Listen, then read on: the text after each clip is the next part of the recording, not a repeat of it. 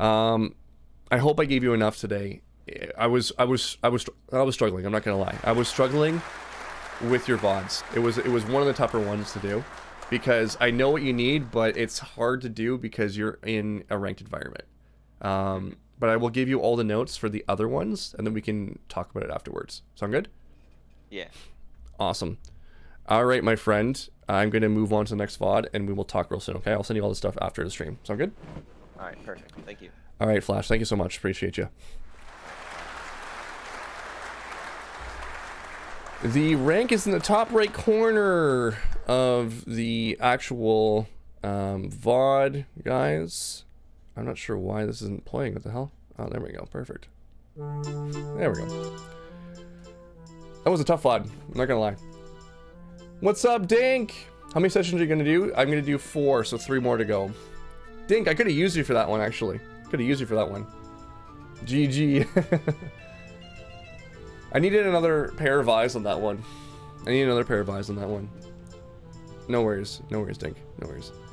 Alright, so what we're going to do now is we're going to move on to the next VOD.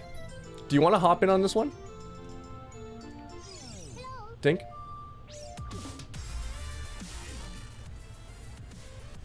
Yeah? Okay, cool. I'll give you a call real quick.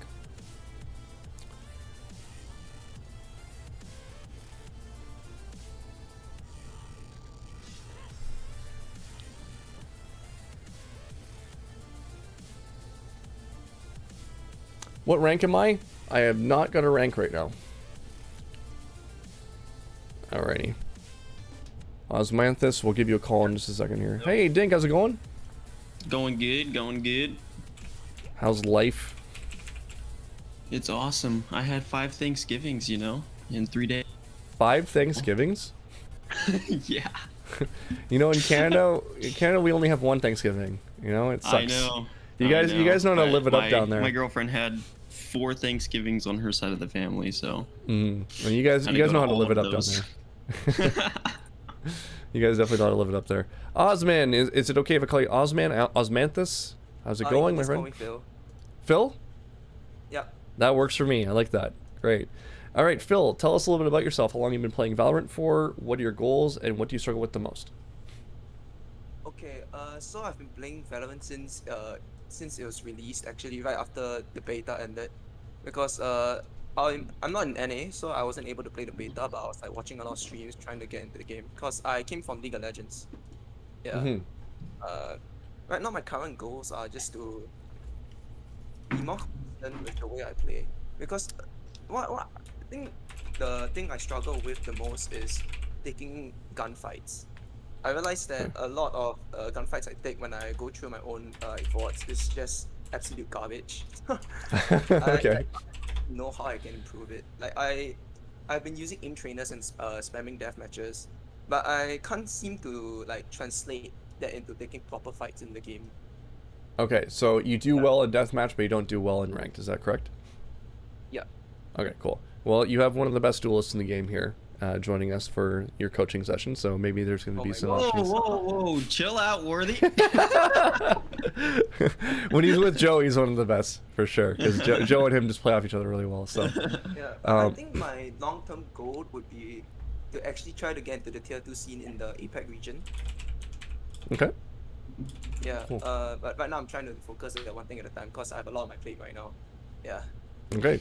Fair enough. Well, let's see what we can do for you today. All right. So the main learning objectives that I notified or saw right away when I was watching your VOD was 3 things. Positioning, which is funny because Gorgon was just saying positioning/timing issue. That's like the main reason why people lose their gunfights, because if you're going to a deathmatch, if you're doing range, you can practice your raw adjustment, you can practice your peaking, but you can't practice your timing very well and your positioning very well, right? Because that comes from the actual experience of playing the game. So those are the big issues right there. Your scoreboard assessment. So if we're going back to looking at gunfights in general, right? Your scoreboard assessment can help you set up for proper fights that you're going to take, right? And being able to know which fights you should take and what you shouldn't. And then the speed of your play.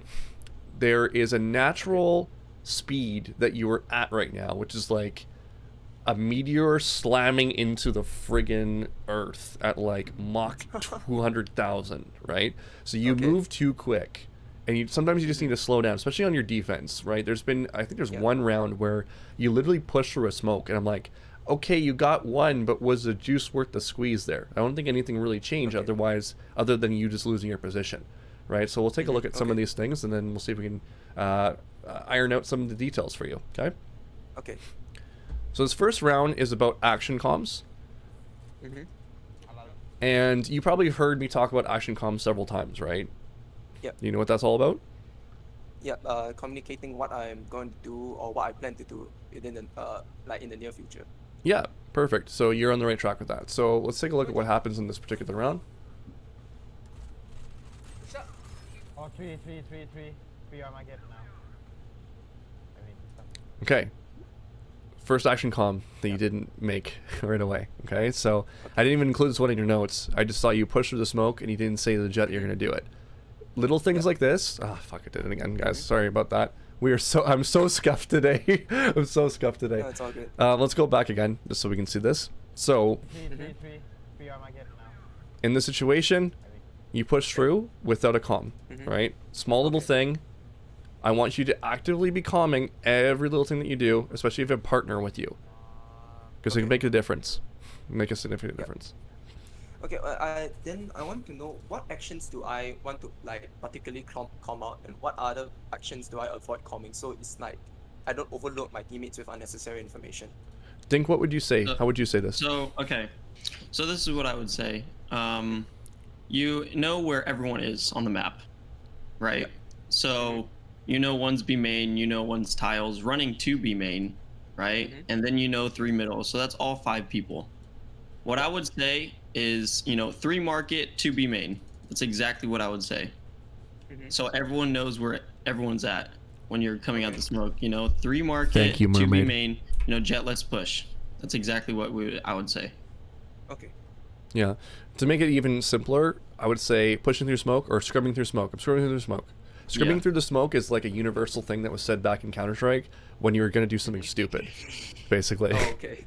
I'm scrimming through the smoke, right? Anytime someone said they scrimmed through something, it was because they did something stupid, right? Or they made a play. Yeah.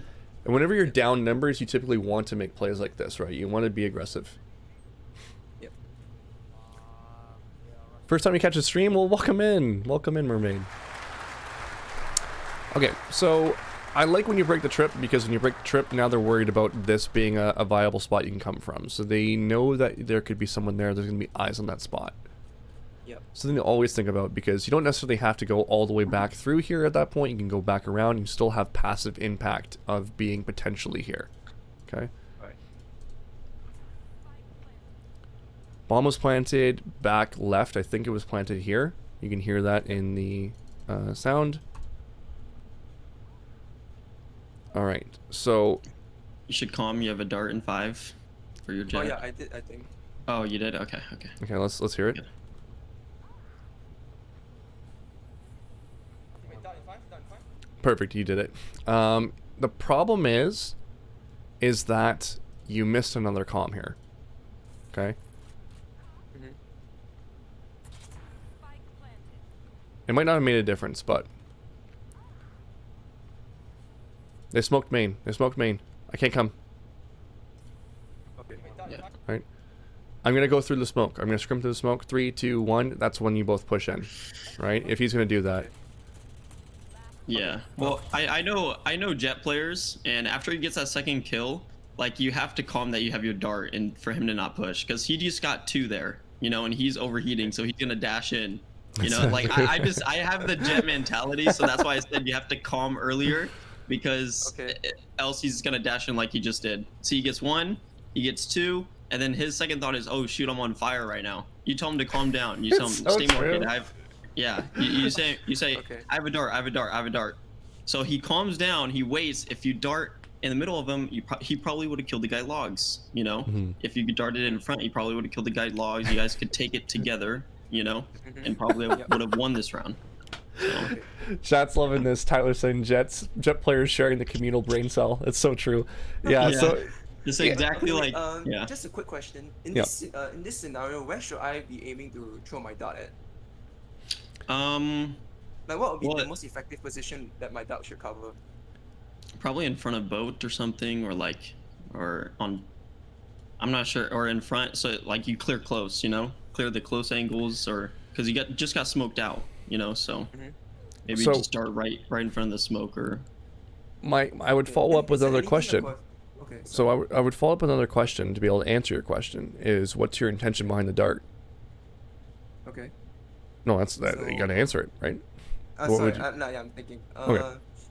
I think I at least want to support my Jet's push, picking out of market, and since you'll be worrying about the angles on lane, stairs and boathouse, I think I at least want to cover one or two at once while he's like not peeking into the third one, so he's able to isolate his gunfights. Yeah. So the reason why I say this is that there's two options you have, and I think you've identified it. You can eliminate angles for him. So let's say you darted back wall. Now he knows that he doesn't have to worry about anyone here, for example. So when he comes out, he can only look to the left, or maybe there's someone here, but there's probably someone here and someone here, maybe, right? So he's able to just look basically to certain spots. So you're isolating certain areas. That's one way. Yeah. Another way would be to peek on my dart, right? So you throw the dart down the center. You just literally land it right here and start scanning. Okay. Someone's going to probably shoot it. He'll be able to react to that person shooting and get that frag, right? That would be another way of doing it.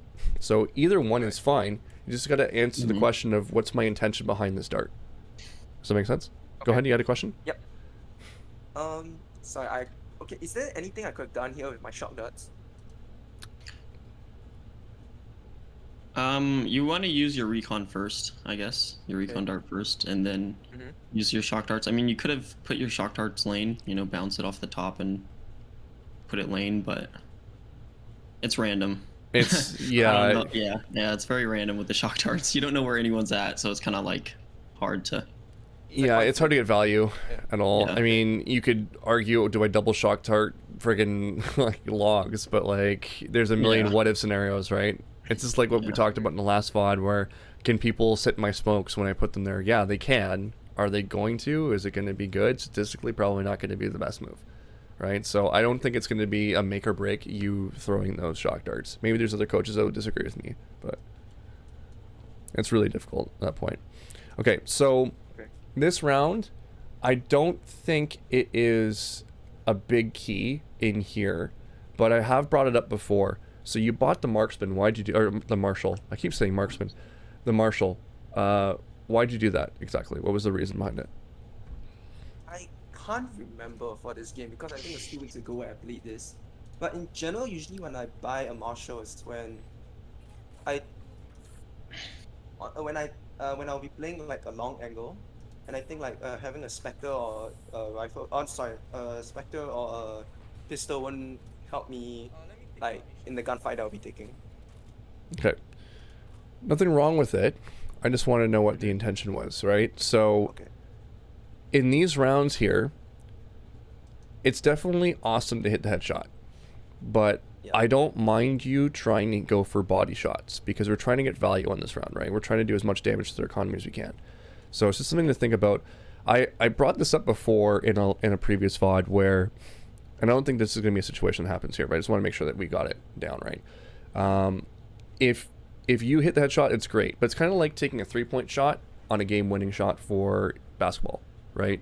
You could hit that shot and you can win it, or you can sink the easy 2 and then go on to overtime and continue the game, right? But you have a risk of missing that 3-point shot and losing the game, so you need to make the decision. In these rounds here, if you're going to buy a marksman, I'm okay with you hitting the body and then falling back, because at the very least you're doing damage to the other team's economy at that point, right? So it's not a big loss if you hit that chest. All of a sudden now they have to rebuy their armor, which every single hit that you do is $1,000 off them, which could be a big piece later on in the round or later on in the game. Okay. Thoughts on that? Yeah. Dink? Yeah. This is what I love doing too with the marshal. Like even as me as a jet player, like on breeze, when they're on their buy round, I would love to keep the marshal on breeze on A or something, and I literally tell my teammates, you know, I'm gonna tag every single person. All you guys got to do is just shoot them in the body. Yeah. That's what I say, because we're on the eco round. We have specters, and it's easy, like, you know, kills for them if I tag them all up. It's a really easy way to gain impact, right? And it can Yeah. automatically just win you so many rounds. Holy shit! Hang on, how many subs did I get here?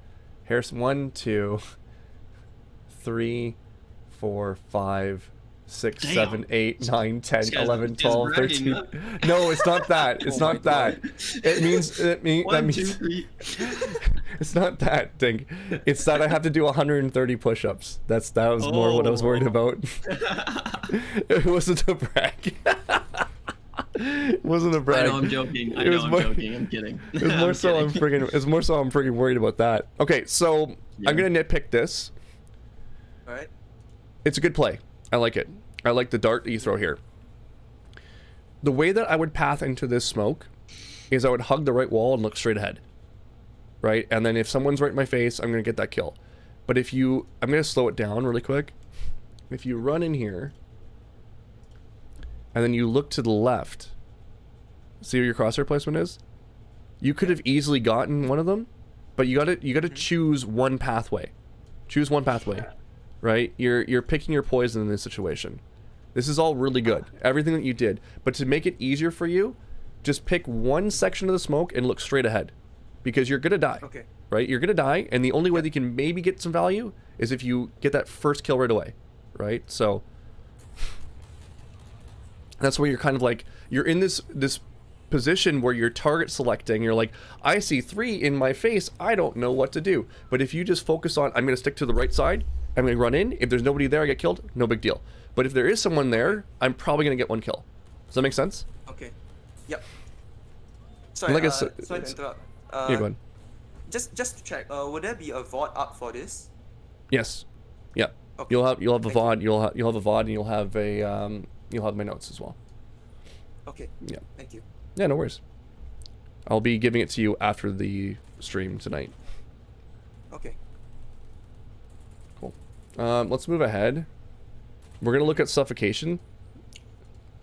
And you guys do a Sorry? really excellent job of suffocating. We talked about suffocating a lot in the last VOD as well. So this is a really good example. I'll turn into mid and then you try to fight for me control.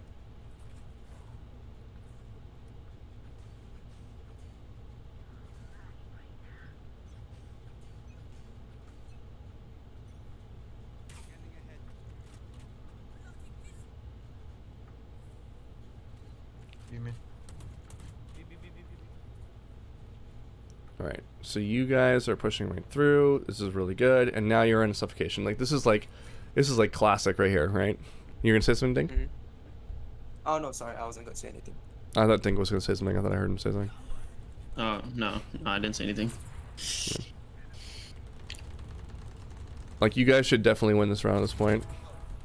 With just positioning alone. This is probably one of the most organized ranked plays I've ever seen. At least he gets to hydrate after? Yeah, I'm gonna hydrate. Worthy, could have there been a better dart for tiles? Let's take a look. I said, could have there been like a better dart for him to throw? Yeah, I was just taking a look at that. Because- Where would you like it? You would like it over here? Like on the corner? Yeah, because that dart right there, like they could just stand in the smoke, you know, and they could probably, you know, one person could be lurking in the smoke, and Yeah. could have killed your teammates. Yeah, I And think the next step is droning through the smoke. Yeah, Right. Because that could have they been could a hide risk. all around it. Yeah, or just dart outside B main or something, you know, or like from Gorgon, thank you so much for dropping hydrates. When I do this push-ups, I will do them after this VOD review. Thank you for being that person. Yeah, I would say that would be the only risk was when you ran to that smoke. There's a chance they could be in there. Dodging that dart Okay. was a really good point. Okay. Next round is going to be about action comms again. Okay.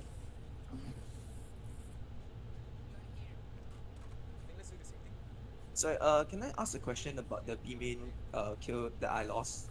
Oh, sorry, the B main duo before this. Yeah, the After- one on chamber or the one afterwards? No, the one right after chamber. Okay. Yeah. You do have a drone. yeah, you need a drone. Yeah, Okay. Yeah.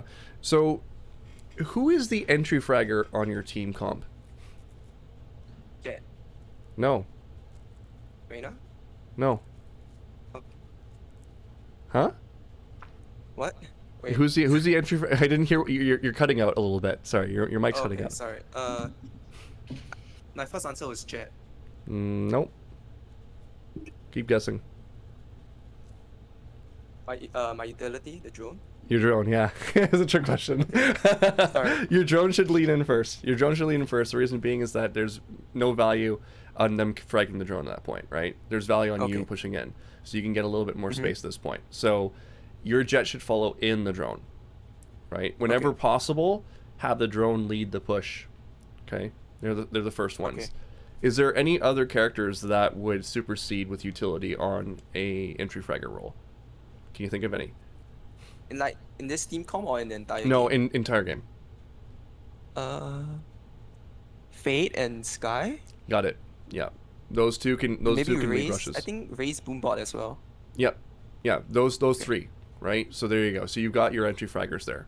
They immediately become the Alright. ability, and that can help you with dealing with a lot of this shit. But I would say in this situation, drone definitely is what you needed to do here. Yeah, a drone could have probably saved all you guys. Really. Yeah. And then the actual movement of the fight, if we're gonna break this down. Love the questions, by the way. So you're holding one direction key, and this was a timing thing, timing on your movement. Alright. You also committed to this right away. Yeah. There's a few Okay. things here. There was a moment. Let me see if I can. You know what? No, I don't think I have it up right now. It's a really good lesson that I learned from Steel. Where if you know that you have someone with you, and they're swinging as well, Mhm. the last thing Yep. you want to do is stand still, like in the opening, because they're gonna run right into you, and then they're not gonna be able to get value on your trade. Sometimes you end up blocking them Okay. altogether. So Alright. one thing that Steel did, and it was funny because he got a lot of shit for it, right? And Mhm. what he did was he saw that his teammate, similar situation to this, was really close to them. And what he did was he kept running to the right. He did like a pop and swing, if you will. He kept moving to the Okay.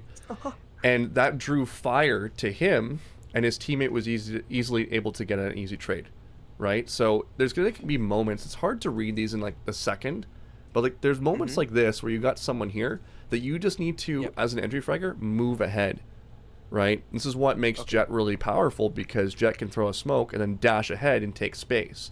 That allows for people to move in behind her a lot more easily, right? Mhm. This is one of the biggest issues that we had in Counter-Strike, is that everyone had the same movement speed. So the entry fragger had to like continue to move and wide swing so that everyone wasn't blocked on his push in, right? So in this game, you have the ability with Jet to be able to move through those things. In your case right now, you're kind of like playing Counter-Strike, because both of you don't have different movement abilities. So you've got to lead in, since you're the first one in, and then swing wide so that Reyna has space to move in behind you, right? Okay. So this might not even be your frag at this point. See how Reyna's stuck to your left now, Okay. Yeah. right? So it makes it awkward for her to take that fight.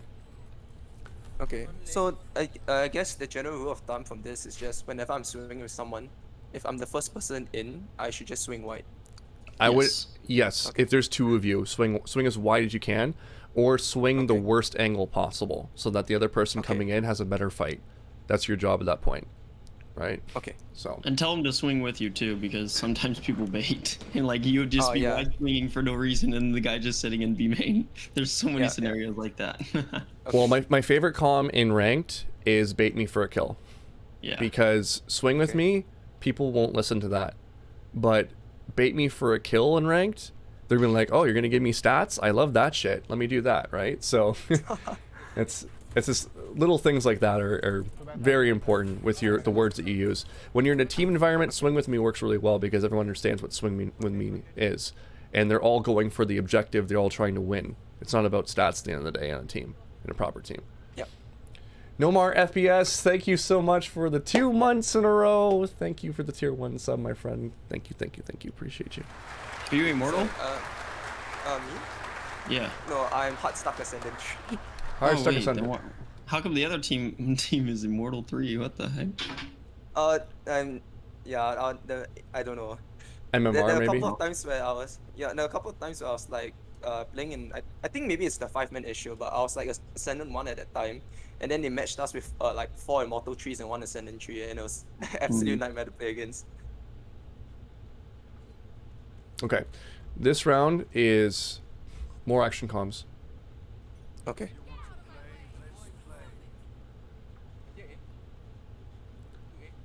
All right, 2A, that's good. I love the music you have playing in the background too.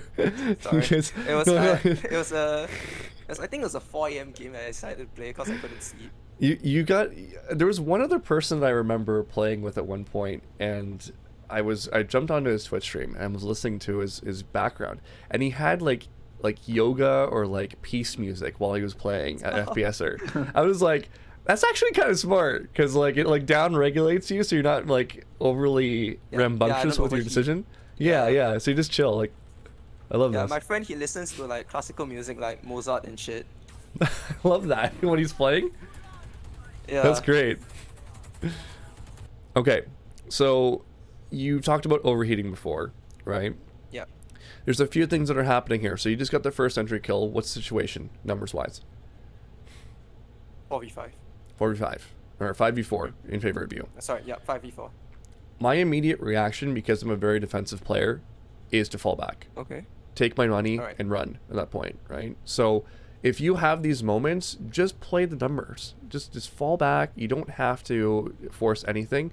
In fact, if you can get yourself into cat into pop dog right now, you might actually be able to like ace them with your ult. Oh. It's a possibility wow, too. okay. Or force them in, right? So that's another option that you had right here. So this movement here to move across, there's only one thing in my mind that's making you do this. Do you know what that is? What? Stats. You're looking for a frag. Oh. You're looking for another frag. You got a really good entry frag, and you're thinking, "Holy shit, my man here! You know, he's trying to get a TikTok clip." That's all I'm thinking, right? So my immediate reaction when I'm playing defense, and it took me years to break this kind of cycle in my head, because I was like you. I wanted to just, keep fragging out. I wanted to carry the team. I wanted to be that guy, right? You don't have to be that guy every single time. So after being punished and losing dozens of tournaments because of this kind of play, I said to myself, what's the right decision to make here? And more often than not, whenever you get a kill, it's better to give up the space at that point, right? They've purchased that space with their life. They're allowed to take it. If they're going to come in even further, I'm going to punish them again. But then they can take that space. Now we're in a 5v3 post plan, and they're going to plant the bomb. That's fine. Now I'll retake, right? So you don't have to keep pushing the issue. So your protocol for today is I frag and I S key. Frag, I S key. Okay? Right now you're fragging, W keying. Right? You're pushing the issue. There are times when you need to do that. Like if your Jet and your Reyna were about to push their A main, then you need to follow them in. Right? You gotta do something. Okay. Right? But if you're alone and you get a pick, S key. Get another pick. S key. Right? I You get this think kill? Yeah, I think my train of thought here was because they knew where I was, I wanted to reposition. But I think like you said, I think I was just focused on the W key. I didn't think about the S key where I could just like fall back. Yeah. But the reason is you don't, because you got the first kill, right? And your thought was, oh, could I make it around the smoke and to get to the other side, right? And just hold that angle, right? Yeah. Yeah, but your teammates already have that angle on the left side, So basically, when they come out the smoke, say another one runs out, they're sandwiched again, right? They're gonna die, regardless. So you don't have to like reposition. Like you guys have amazing position right now. What I would suggest is you don't like using your shock darts. So maybe just shock dart the A main smoke or shock dart inside, like after you get the first kill. Have Jet and Reyna hold the smoke. Like that's what I would suggest. What he's describing here is something that's really important that a lot of players don't understand either. It's right, is that you're overextending your job when you start pushing towards the smoke, because the frag that comes out next, or the person that comes out next, should be Reyna's and should be Jet's, right? You being here, you're saying to them, "Fuck you! I'm going for your frags. I'm taking your frags." And more often than not, when I see that happen, this is where someone comes in behind on catwalk and shoots both of you in the back, because you should have been here watching cat, right? Or you should have been falling back in a position that you would have been able to catch something. Whenever you go for more, I'm telling you, man, there's been so many times in my career where I've regretted it, right? Like, you've got two people that are more than capable of shooting them, and they should be shooting them, and they have full control of this. We don't need to overextend our job here. So you get the kill, S key, and then your reposition, because you want to reposition, is to fall back to tree, or fall back to catwalk and play with Astra at that point. Yeah. Okay. Yeah. Okay, so let me try to recall. Yep. So on defense, right? Once I get the first pick, my main goal should be to fall back. Let's Correct. illustrate this. Well, it depends in the situation. Like in this situation, like Reyna and Jet have control of A main, right? So you get the first frag. What I would suggest is just shoot shock darts, shoot both your shock darts, or one or two, and then just fall back with Astra and watch Cat with him. You know, Astra, come watch Cat with me. You know. Okay. And then so if I have a teammate to cover like the position, then I should just leave it to them and fall back.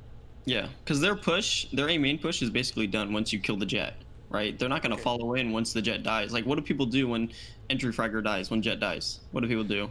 And they all just, they all just sit there and wait. They're all scared to go out now.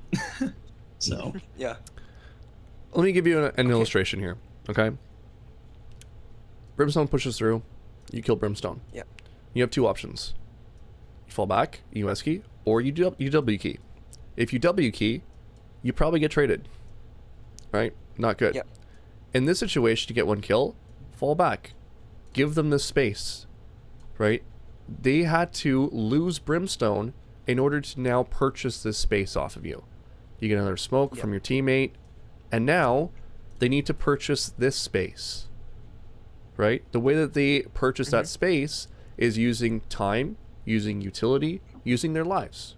Right? Yeah. If Breach falls through, and he flashes through, all that good stuff, and he comes out here, and then you frag him, well then, now you fall back to here, and you give them this space. Right? Now they have the front.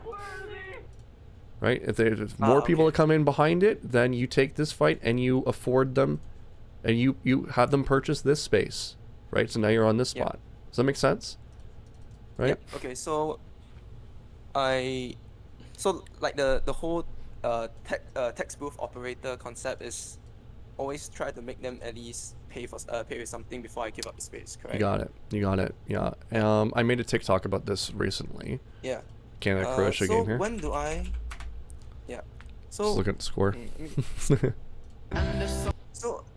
So what are the unique situations where I would want to like push out instead of falling back?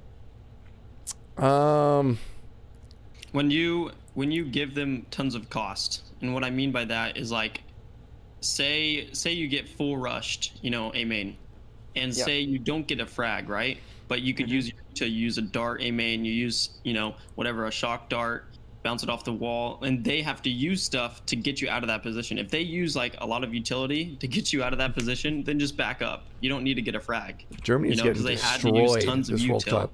to get you out of A main. Yeah. Yeah. Okay. Chef at PS, thank you so much for the follow. To further talk about this too, because if we're talking about a macro concept of when you're supposed to like retake or push into the fights, there's three layers to every fight in every round. There's a beginning, middle, and end. Okay, I've talked about this before. Yeah, I remember this from I think one of your race videos on YouTube. Yeah, so it's the one I was going to show you, but you've pretty much got it. So in this situation right here, let's say that they use their utility, and you've taxed them on all those things, right? They take this space. Now you regroup with like 3 of your buddies here, and you just go, hey, we're going to recontest this space and fight them. That would be a time you want to push back into it. But if you're alone in a ranked situation, which just happens a lot, and they take all that space, then you just afford the fact that they've used a shit ton of util, and it is what it is. Now I'm going to play back on site, right? So you don't necessarily have to get the kill on them, but if they end up busting either a ton of time to be able to get that space, or they busted a ton of utility to get that space, that's great, because by the time they actually execute into A, there's less utility they're using against you. And one of the easy ways to play defense is to take dry fights, right? Because if you take a dry fight from your CT positioning versus the offense, right? Like, let's pretend you're Jet and you run into A site, and there's a million different angles people can shoot you from. Yep. this is a good situation for a CT player like yourself, right? Because you can just peek out into this person, and she's worried about everything in front of her. So her crosshair placement's going to be all over the freaking place, right? So you have a natural ability, if it's just Jet and you, no utility thrown, to have a farther advantageous fight than her disadvantageous fight. So what I mean by that is that the reason why we tax everyone for util is that if we can get them to not have any utility by the time they hit the site, if their time is really low, they're going to be in a sense of frustration, a sense of anxiety, and a sense of stress when they go into here. When people are under those three things, more often than not, they're not thinking straight, they're not being able to play properly, right? So you being able to take a dry fight is going to be at such an advantageous position to win this fight that it's going to be like you should be able to win 75% of your fights at that point, right? So that's going to be a better position for you. This is why I often say on defense, you're worth 2 points because you're worth your position and you're also worth your life. Does that make sense? Yep. Hopefully that gives you a little more clarity. Arctic Ace, I am coaching viewers, but they've all pre-ordered their sessions ahead of time. So if you're interested, it's a VOD. If you're interested in doing some coaching, you can join up on the Discord. We do 10-mans. We do, obviously, the coaching. We might have some karaoke tonight, I think. That might be fun. But we have a bunch of different events that we do in the Discord that are really good for learning opportunities. We have some seminars as well. And I might get this guy Dink to do some seminars maybe next month if you're open to that. I was going to ask you today if you're open to that. Oh, heck yeah. I'm open to that for sure. Yeah. Okay. So we're going to get Dink doing a Jet seminar or something. Whatever he wants to do, he can do for next month. But You know what's funny about this? About the Jet dying? Is like, he's that... It's just funny because I'm a Jet player and I get frustrated too. It's like he just dashed in and no one followed him in. He just like instantly died. And then he just blames his teammates. Where are you guys at? Push out with me. So right now they're probably tilted right now. Before I converted to being a controller and initiator main, I used to play duelist a lot, and that happened to me all the time where I would dash in like a bunch of utility, and then I have like the rest of my team just jacking each other off in like the main, and it's so annoying. So in the end, I just decided I'll be the one baiting people instead. So the fix for that as a duelist is at the beginning of the round, and I've talked to Dink about this as well, is you take charge and you tell them exactly what you're going to do and where you're going to go. And then the other key too is what you're communicating, right? In that situation when you ran through B main, bait me for a free kill, Reina.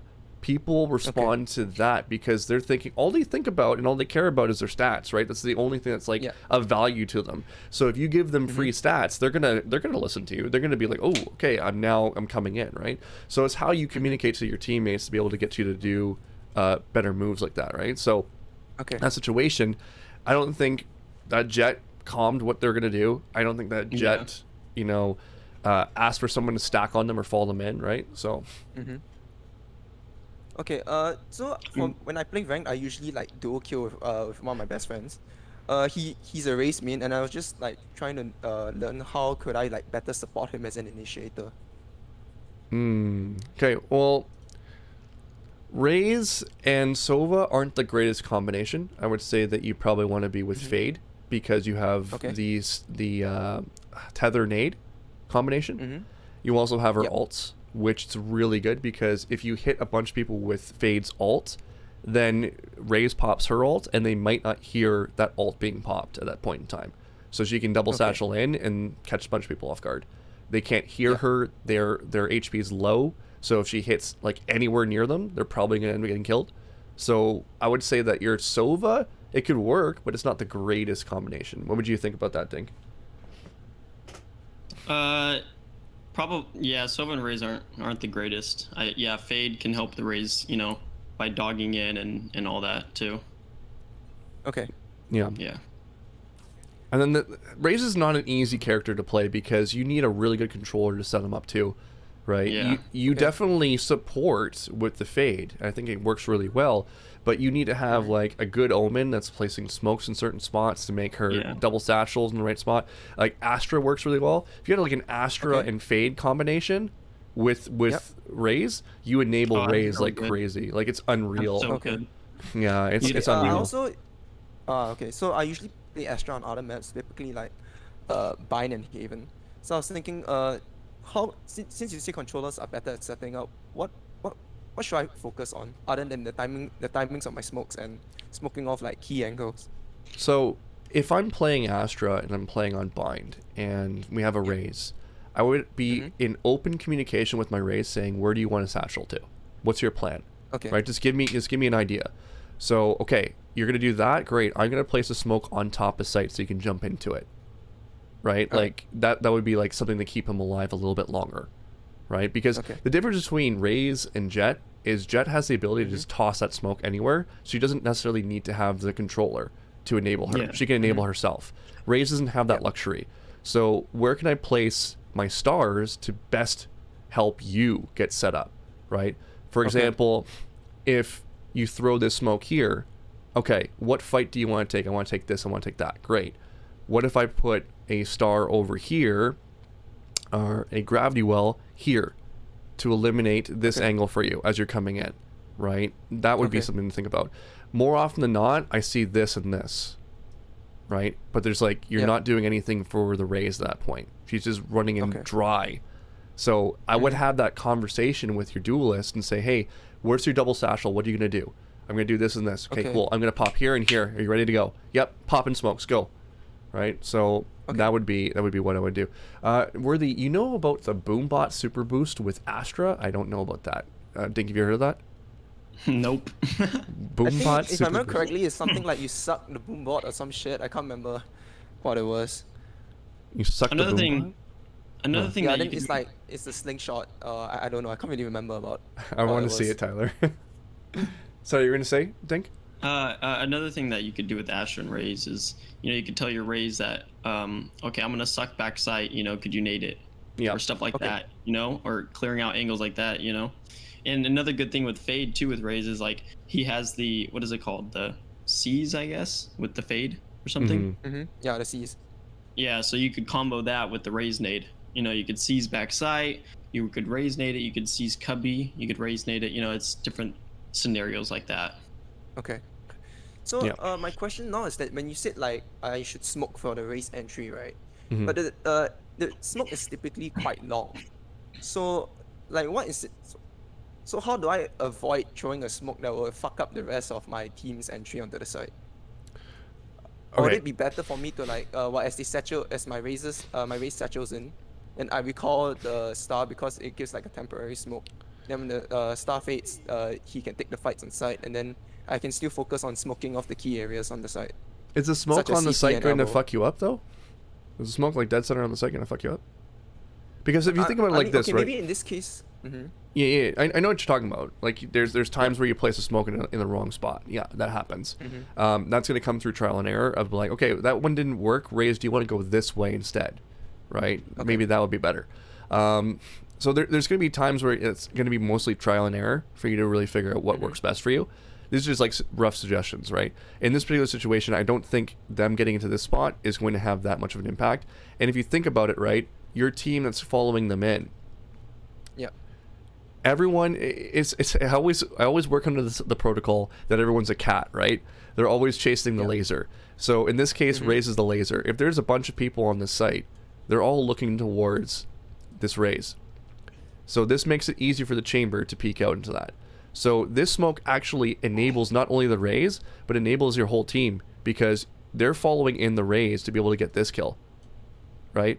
They're following in the raise to get this kill, right? So I would say that the risk of, in this particular situation, of this smoke fucking you up is extremely low because that smoke is popping on top of the site, right? Okay. You posted a vid in general chat? Okay, let me take a look.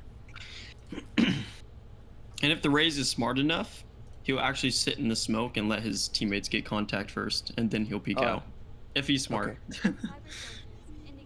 Yeah.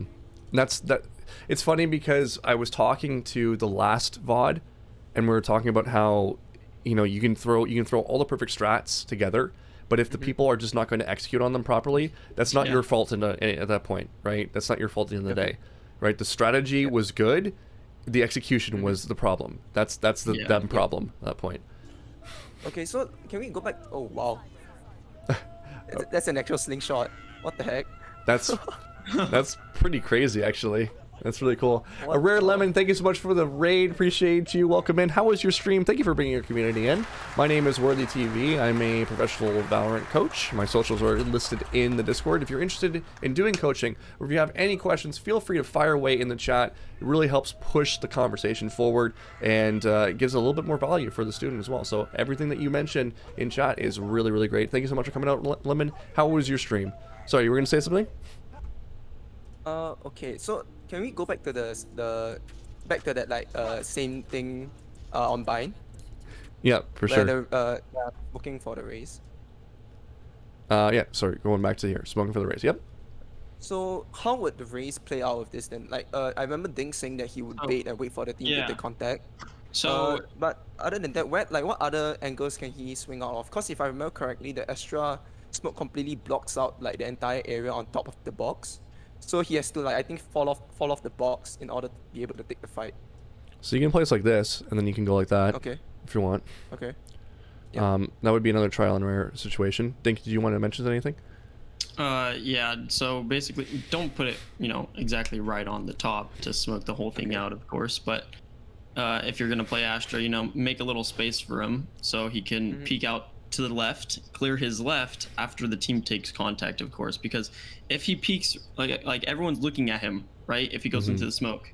So if he peeks right away, boom, he's dead, and then your teammates are following in, but then they have util and they get peek together and kill your teammates coming in, and then it ends up being a blame game. They're like, oh, why'd you smoke on top site? You should have smoked, it's just like, becomes a blame game. So if he waits in the smoke for a second, let your teammate get contact first, and then they have to look at your teammates, right? The people on site have to look at the teammates, and then he peeks out from top site, clears the whole left and back site, and then he can, you guys can take site that way.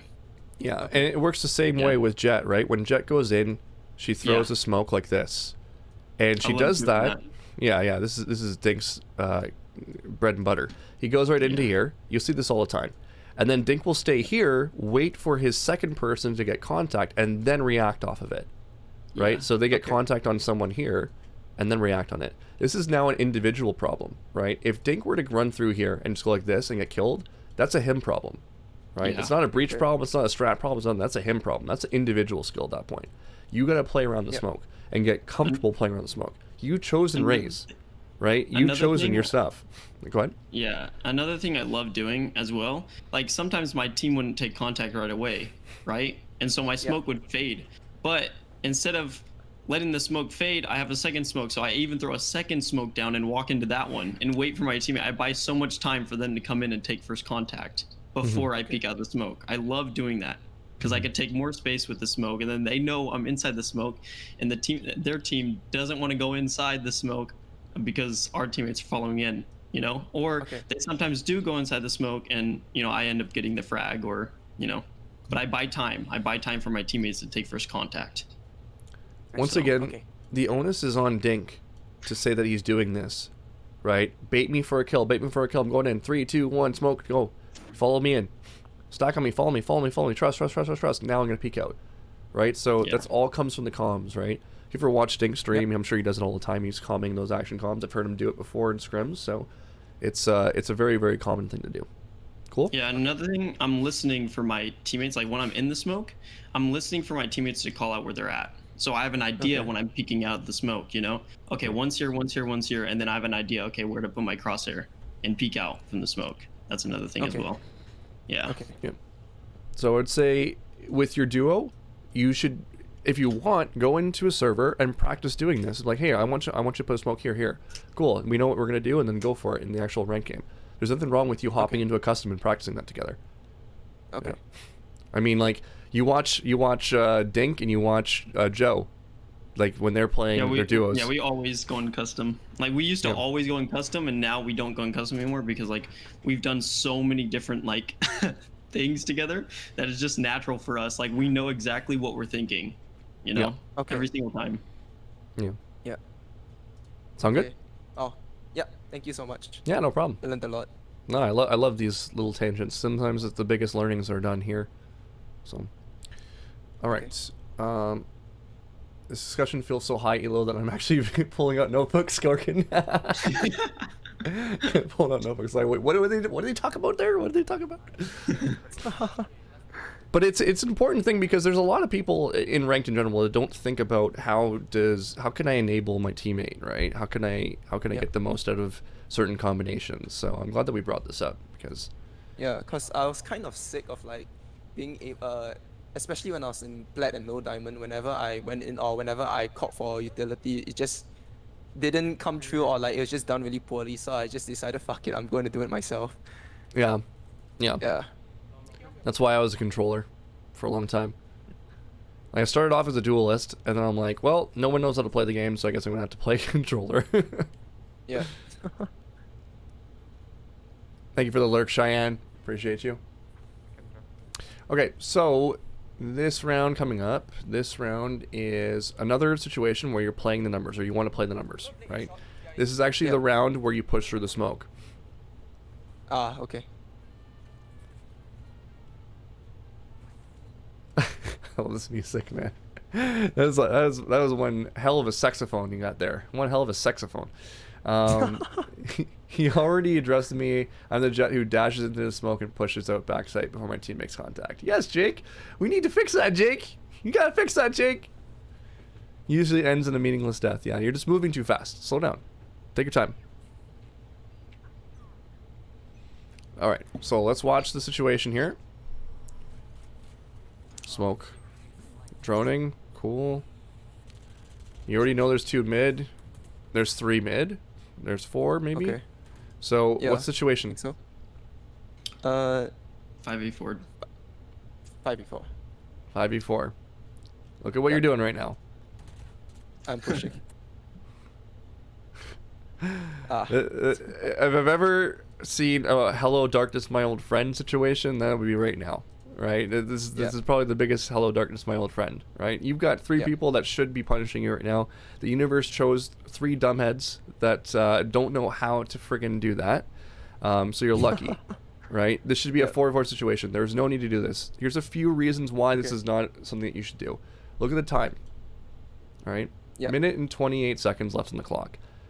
How many times have you heard me talk about this on stream where it's like you need to make every move on defense to bring that timer down, right? And this goes back to the lesson we were talking about, how when someone comes into the site, if they've used all their utility, if they've busted a whole bunch of time, they're going to be in a state of real stress when they go in and attack the site. This is the biggest opportunity for them to make a mistake, because now they have to move really quickly and they have to have everything move properly and perfectly. Right? Okay. By you feeding them this kill at a minute 28 seconds, they're at the least amount of stress. That's where they're going to end up hitting most of their shots, right? You're moving too fast. You're doing this and you're committing to this way too fast. You also communicated absolutely nothing to your team to back you up on this play, right? Let's watch it again.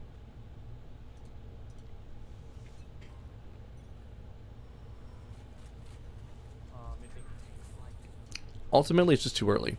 Go ahead, Dink. Yeah. I thought you were going to say something again, Dink. I thought you were going to say something. I have to say something like for this too, but Yeah, go for it.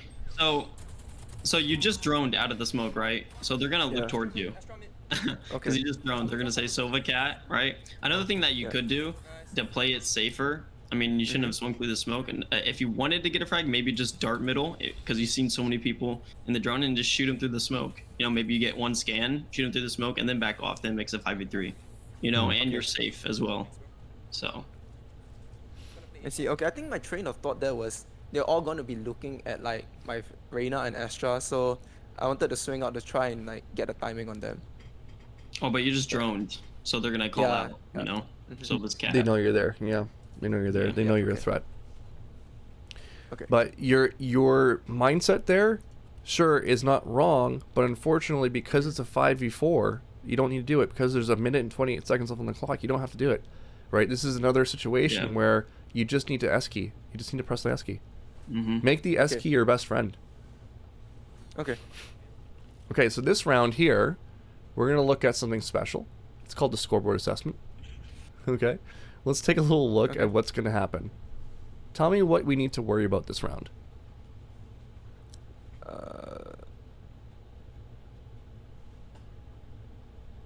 considering that we just won the last round and the current state of the economy, I think they're going to be on a half buy or on an eco at least. Yeah. Is it? Yeah, I would say that there's a good chance that they're going to have a shit buy of some kind. Yeah, right? so Maybe. they'll be trying to do some cheese play or try to take a risky play. Yeah, they're going to probably try to find the closest range fight possible, right? You Yeah. may see a hero buy from one of them because how many rounds have they lost in a row? 4. 4. So that means they're at 2,900 on their round loss bonus. So for this chamber to just buy a random rifle, even without armor, just to say he's got it and maybe make something happen with it, is not wrong. He can totally do that. And the rest of them could just Okay. like half buy if they really wanted to, or not buy at all and just save. Okay. Most Okay. likely you're going to be seeing a shit buy of some kind, right? So whenever you're playing against an eco round, you need to consider your positioning, right? Okay. What do you think they're going to do on a round like this with a really limited buy where they're most likely going to be on eco? What do you think they're going to do? What's their I'm strategy? going to try to like maybe try to bum rush aside or Yeah, I would agree with that. Yeah. at least send at least 5 of. I think the general gist would be like all 5 of them they'll play together and try to push a choke point together. Yeah, I think they're going to do something like that for sure. They don't have any stall util, but they could go for an orb here to make it 7 and 8, and then maybe Sova gets another kill or puts the bomb down, and then he's got that stall util, so that's possible too. But I think they're going to definitely be very aggressive on one of the two sides, right? So Yeah. what you need to think about is where you need to be placing your ult as well, because your ult could shut this down on either side, right? You could commit an ult on B main. You could commit an ult towards A main like we talked about as well. Okay, so things to think about as we're going through this, okay? Yeah, another thing to think about is what side do you think they're going to go on, you know, too. Okay. Is because they've gotten shut down at A. They've gotten shut down middle. You know, what's their best bet? Probably B side. They've taken site before on B, Yep. you know? So, Okay. And this kind of ties into what we were looking at with the last VOD, where our student was staying at B the entire time, which is okay, but I would like to see him take some initiative because he's a really good player to maybe playing other spots on the game or in the round, just Okay. based on where you Yep. think they're going to go. Okay. Won't it be a waste of them to get yeah, it would be, Gorgon. It would be. But if you are communicating properly and you are hearing them going a certain spot, you could. I'm not saying you should. I'm just saying you could. You're just thinking about all the options in your head before you go through it so you can make a better decision as it happens. Okay. So can I have a question about decision making? Yep. So how do I weigh decisions? Like what has more impact? How do I balance like risk and reward? Risk and reward assessment and decide on which decision I should be making. And also there's like a second question, sorry. And because sometimes for me I either like spend too much time thinking about a decision, then I end up doing nothing and then just dying, or I pick a decision too fast, and then when I look back, I realize if I took a bit more time to consider my options, maybe I wouldn't have fucked that up so bad. So there's a few protocols here, right? The first one is Okay. being a defender in general, right? So when you're on defense, every move that you make is to bring the clock down. You will know that you Yep. generally are making the right decision if you are just trying to bring that clock down to 0, because you will win the round Okay. if you bring it down to 0. So every decision that you Yep. make should be a move to bring that clock down. Anything outside of that, there are some exceptions where if people are making a play, then you have to do that and work with them. But I would say that general speaking, you just want to bring that clock down. Okay. Okay. The other part where you're stuck between decisions, the best bet you have is to get into a modality where you commit to whatever your plan is going to be. Because if you start changing your mind randomly, right, you'll end up getting into what I call the gray area protocol, where you could have gone black, you could have gone white, you could have gone left, you could have gone right. And now you're looking at all these different options of what you could have done because you changed your mind on the fly. It's better to just commit to what your gut is telling you to do and go with it. Afterwards, you look at the VOD review and be like, okay, I wanted to do this for this reason, but it didn't work because of this. In these situations, my protocol now is to do this, right? And that's how you end up doing it. It's through trial and error. It's through a lot of pain, right? And what my key here as a coach is to, with my experience, teach you the protocols that I've used to be able to mitigate those problems so you don't have to run into them right away. Okay? Or you can deal with them before they happen. So I'm hoping that gives you a little bit more clarity, but it all comes down to your protocols. It comes down to the experience and you being hurt a lot. It's ultimately what it is. You need to go through a lot of pain. You got to pay your dues a lot of times, but I'm hoping that I can make it less painful for you. Yeah, you definitely are. Thank you so much. Good. Lineri, thank you so much again for another gifted sub. Holy crap, man. Perfect. So you just did the ult towards A. So you didn't have to do it, but you could. Okay. That was actually a really good ult. Yep. Because guess what? You bide time for your teammates to rotate. That's exactly what I was gonna say. Was like, your teammate was in a one and done, like not one and done, but your Jet was A main, right? He was the only person at A, right? Controlling A main. If he dies right away, which he did, your job is to stall time for your teammates to rotate. And look at, you popped your ult right away, and you did stall time for your teammates to come and rotate. Like no one's on site, which is perfect. Okay. Yeah, so this is, exactly. So this is the value you got out of it. So it's a passive value. So did you hit anyone with it? I don't think you did. I didn't see anything. Yeah, even if you didn't hit anyone, you got value out of that ult. Don't think you didn't get value out of it. You had your teammate rotate. Look at, your rain is all the way heaven already, and no one's on site. Yeah, and this answers Gorgon's question too, right? So you get passive impact on some utility, just like this, right? It's not that big of a deal to use it for that reason.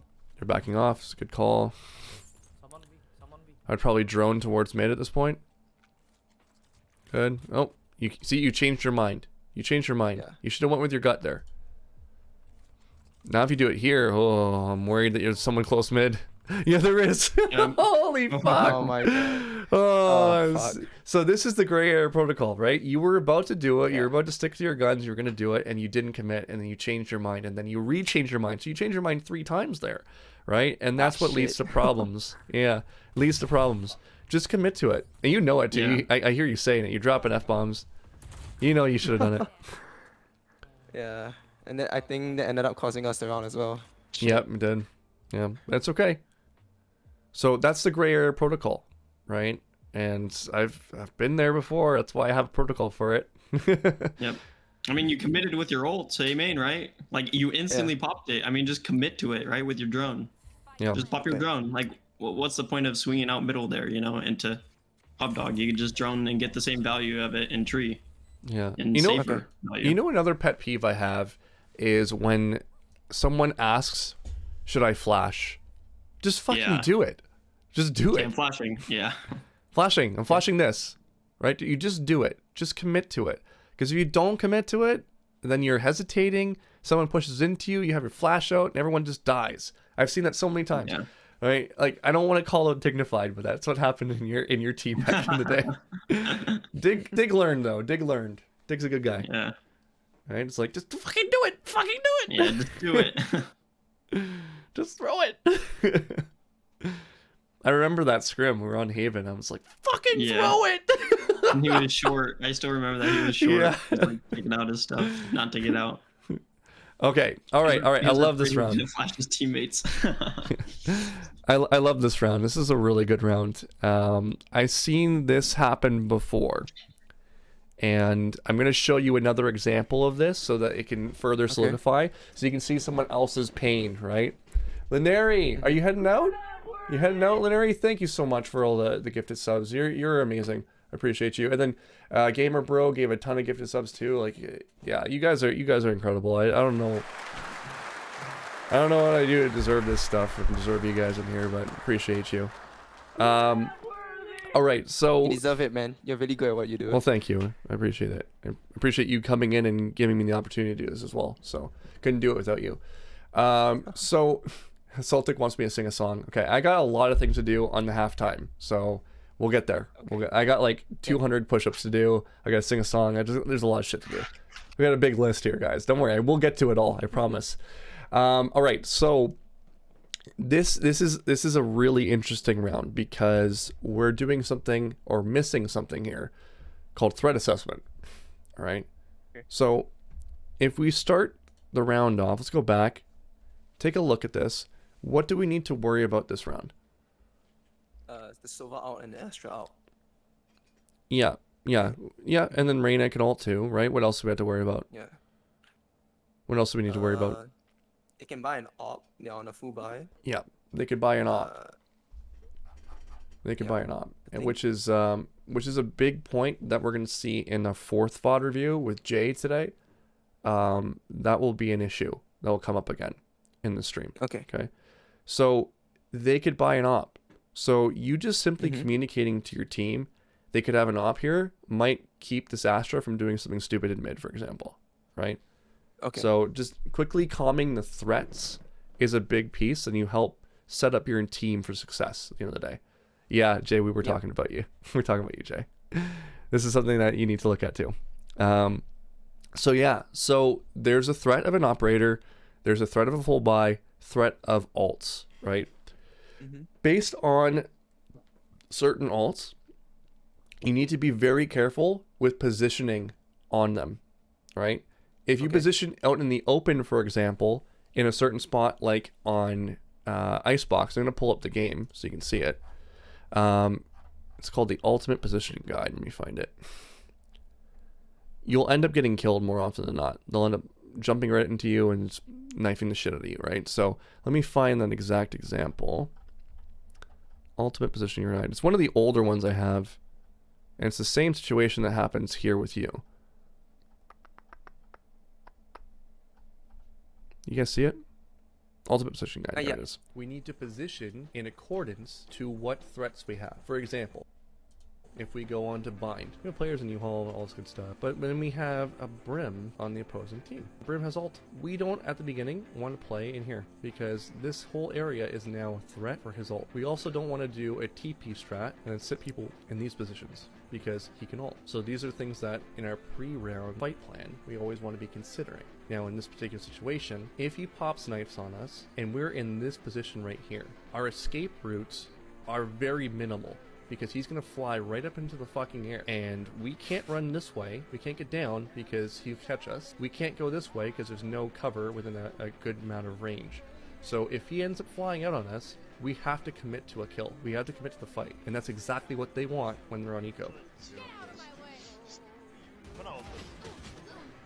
There's something to be said here, my friend, about holding your tab and making a decision based on what it is that they have. Now, could he have smoked? Could he have dashed? Yeah, he totally could have, but it's still, you didn't have to put yourself in that position in the first place, right? Same thing happens here.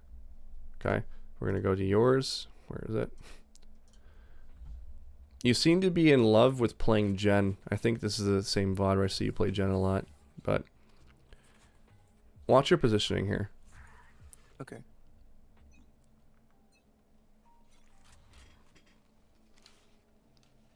Amen.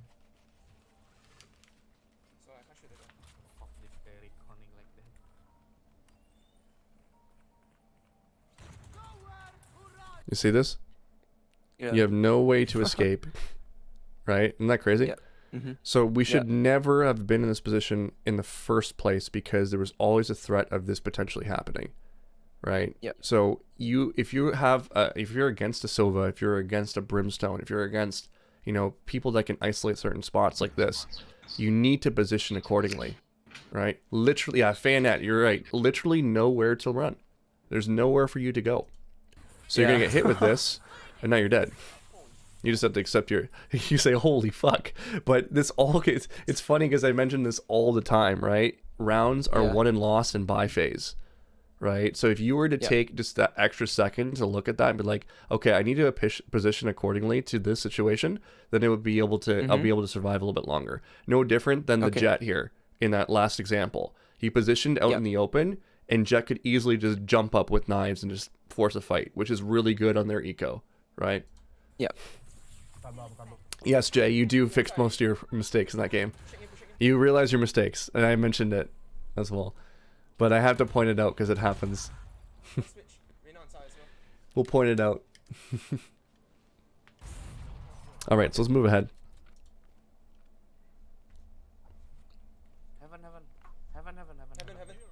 This next round, I just want you to walk me through your thought process so I can get a little bit of understanding of what you're thinking, and maybe I can advise Is it you that more. bad? What's that? Was it that bad? No, it's more. I wouldn't say it's bad. It's more so I just want to figure out how you are as a player so that I can better help you in the future as well. Because Okay. every session that we do together should like involve previous lessons, but allow me to get a better understanding of how you think as a player, so that I know what to suggest for you. Right? Yeah. It's like just like with my workouts with my team, right? Yeah. So what's the thought process here? What are we trying to accomplish? I honestly have no clue why I darted that. And this is the problem I have, right? Because you need to be thinking thinking about your actions and what it is that you're trying to do. Because if you're just doing things just because, then you're not mindfully and critically thinking.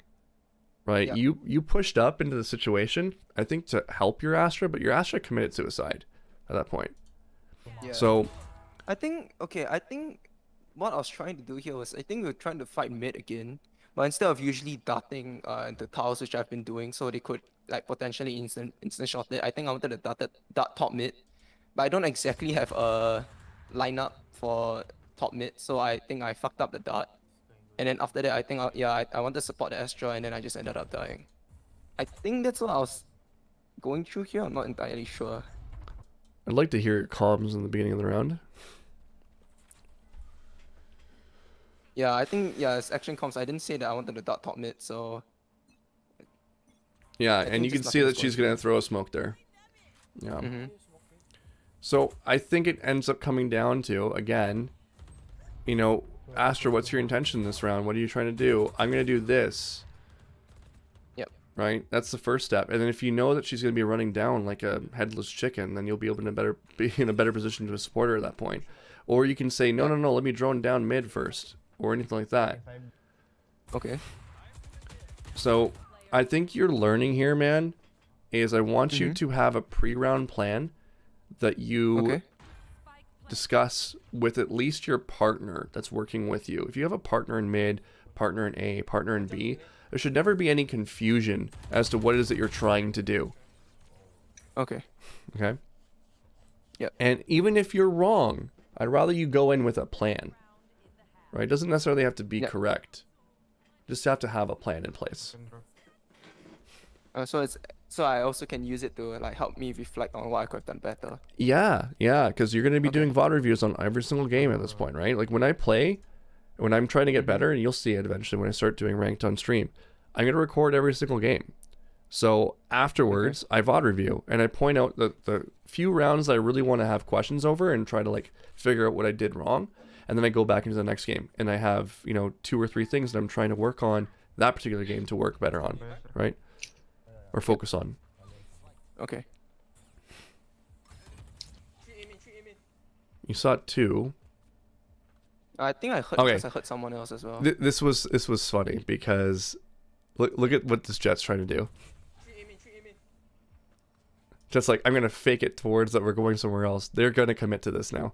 It turns around. It turns around. Like, come on, Jet. Come on, Jet. Oh, it's so obvious.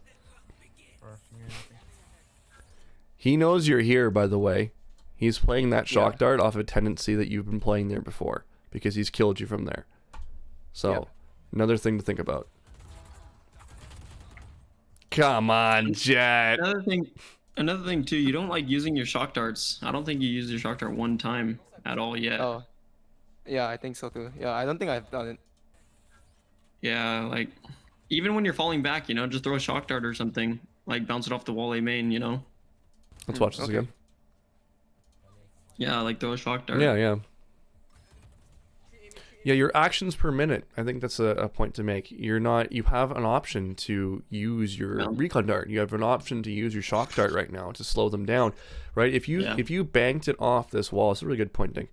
You bank it off this wall and it lands right here. They can't go past that for a few seconds. You fire another one, they can't go past that for a few seconds.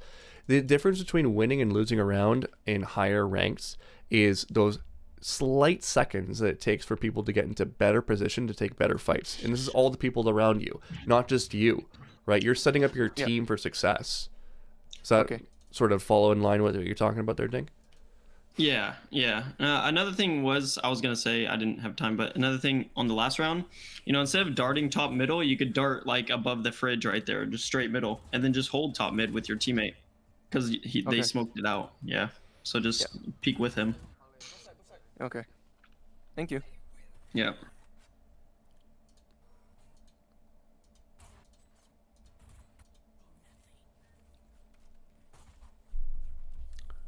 All right. And we're moving on to offense. I covered most of the things that I really want to like fixate on for this particular VOD, but we're going to take Okay. a look and see if there's anything on offense that really stood out. What happened on pistol round, by the way? Because you didn't record it. Yeah, I think I forgot. Yeah, no yeah. worries. I was just curious to see if you remember what happened. Yeah, cause I think before I started playing like those few games that that early in the morning, I wanted to record all of them and then like see which one I really wanted to use the most. And this is the this was the game I played the worst, so I felt that maybe I should use this even though I forgot to record the first 2 rounds. Tata for now, how's it going? Welcome in. Good to see you. You planning to play some Valorant with us or what? Tata's an OG here.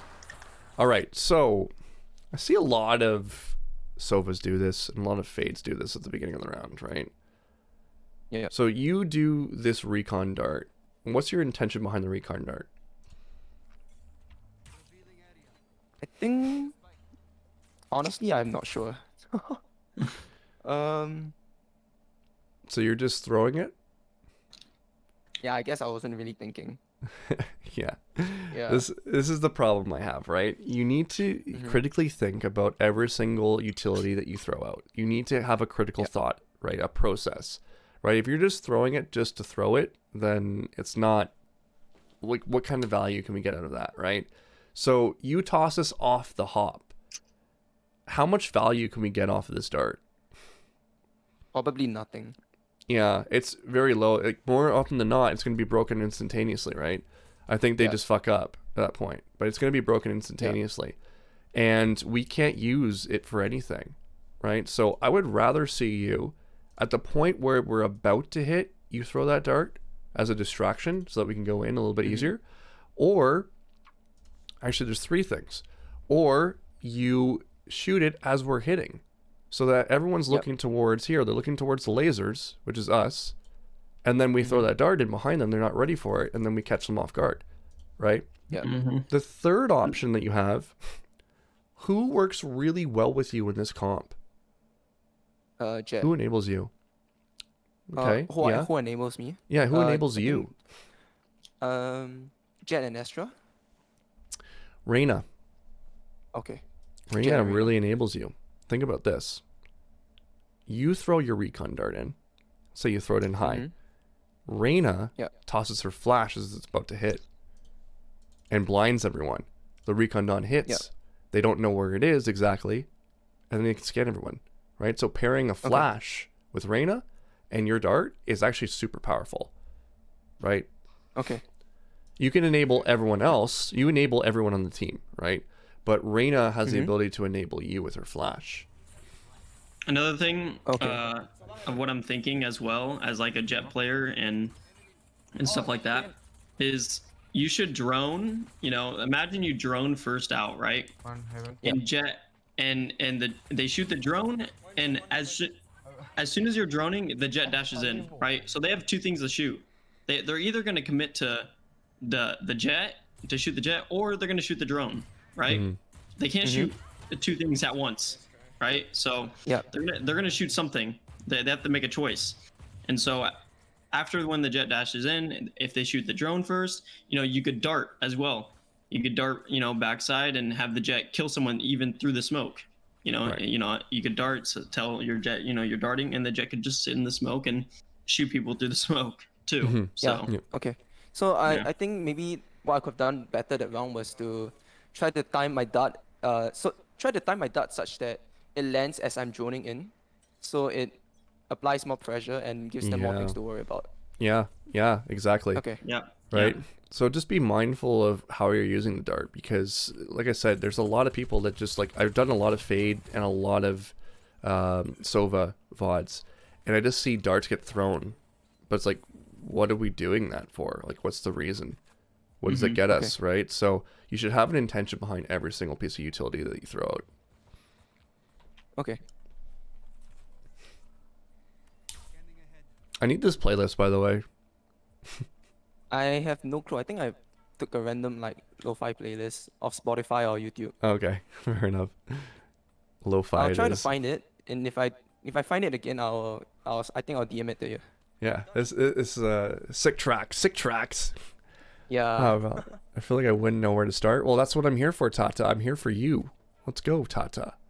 I'll teach you Valorant. All right.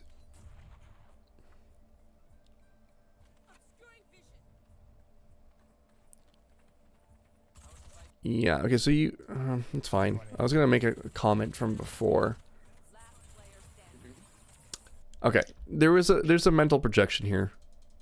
Piece. Okay.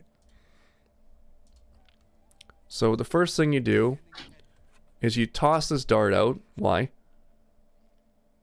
Sorry? Why'd you toss the dart out? Oh, I was thinking maybe one of them would look into wine, and I wanted to clear it out. I kind of like them being in there. I don't mind them being in there, right? Yeah. I'd rather you use the dart for later, but it's fine. You have 30 seconds. So if they're in there, you could probably isolate a fight and end up making it a 3v3. So I don't mind that. Okay. Okay. And now there was something that came up here that made me know that Jet was in this smoke.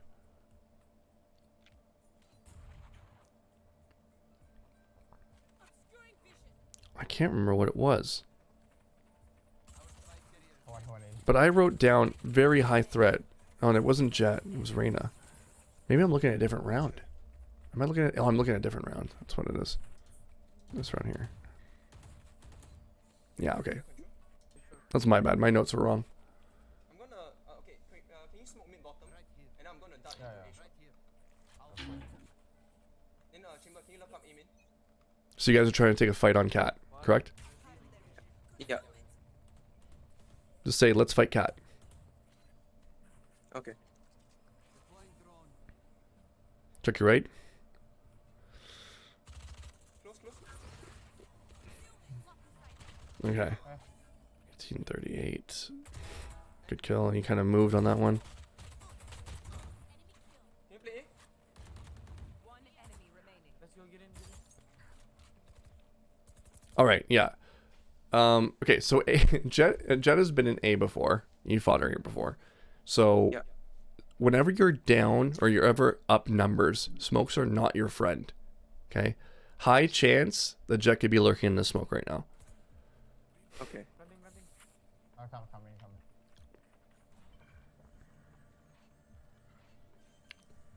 Very high chance. Yeah, there she is.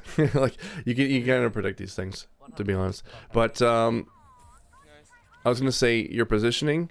Be very careful with that. I would say A main was probably your best bet there to fall back to. Okay.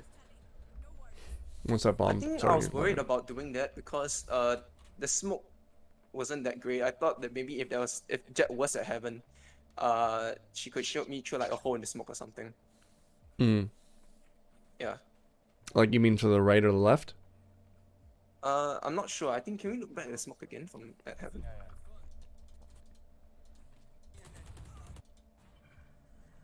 Yeah, because it's like further out than usual, I was afraid that she could be on either side, and I didn't want to expose myself to two possible angles Okay. as I'm like falling back. Okay. We'll move ahead. We're already good enough on that one.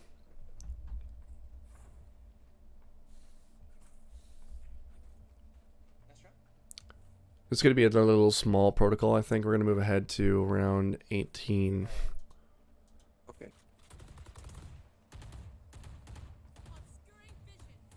Wait, I can join. To see what happens here. Good, you can drone. See, that's good. There you go. Oh, did you miss it? I think so. When you're in drone, there's no Yeah. pressure. No pressure. Okay. Relax, hit the shot. Right? If you Okay. get killed in your drone, you get killed in your drone. And you just move on. Because you're not like you're still gonna be able to play. It's just your drone's dead, right? Yep. You have shock darts here, and there's probably someone to your right as you're coming in. Okay, you're clear. One enemy remaining. B main or on Reyna in a few seconds.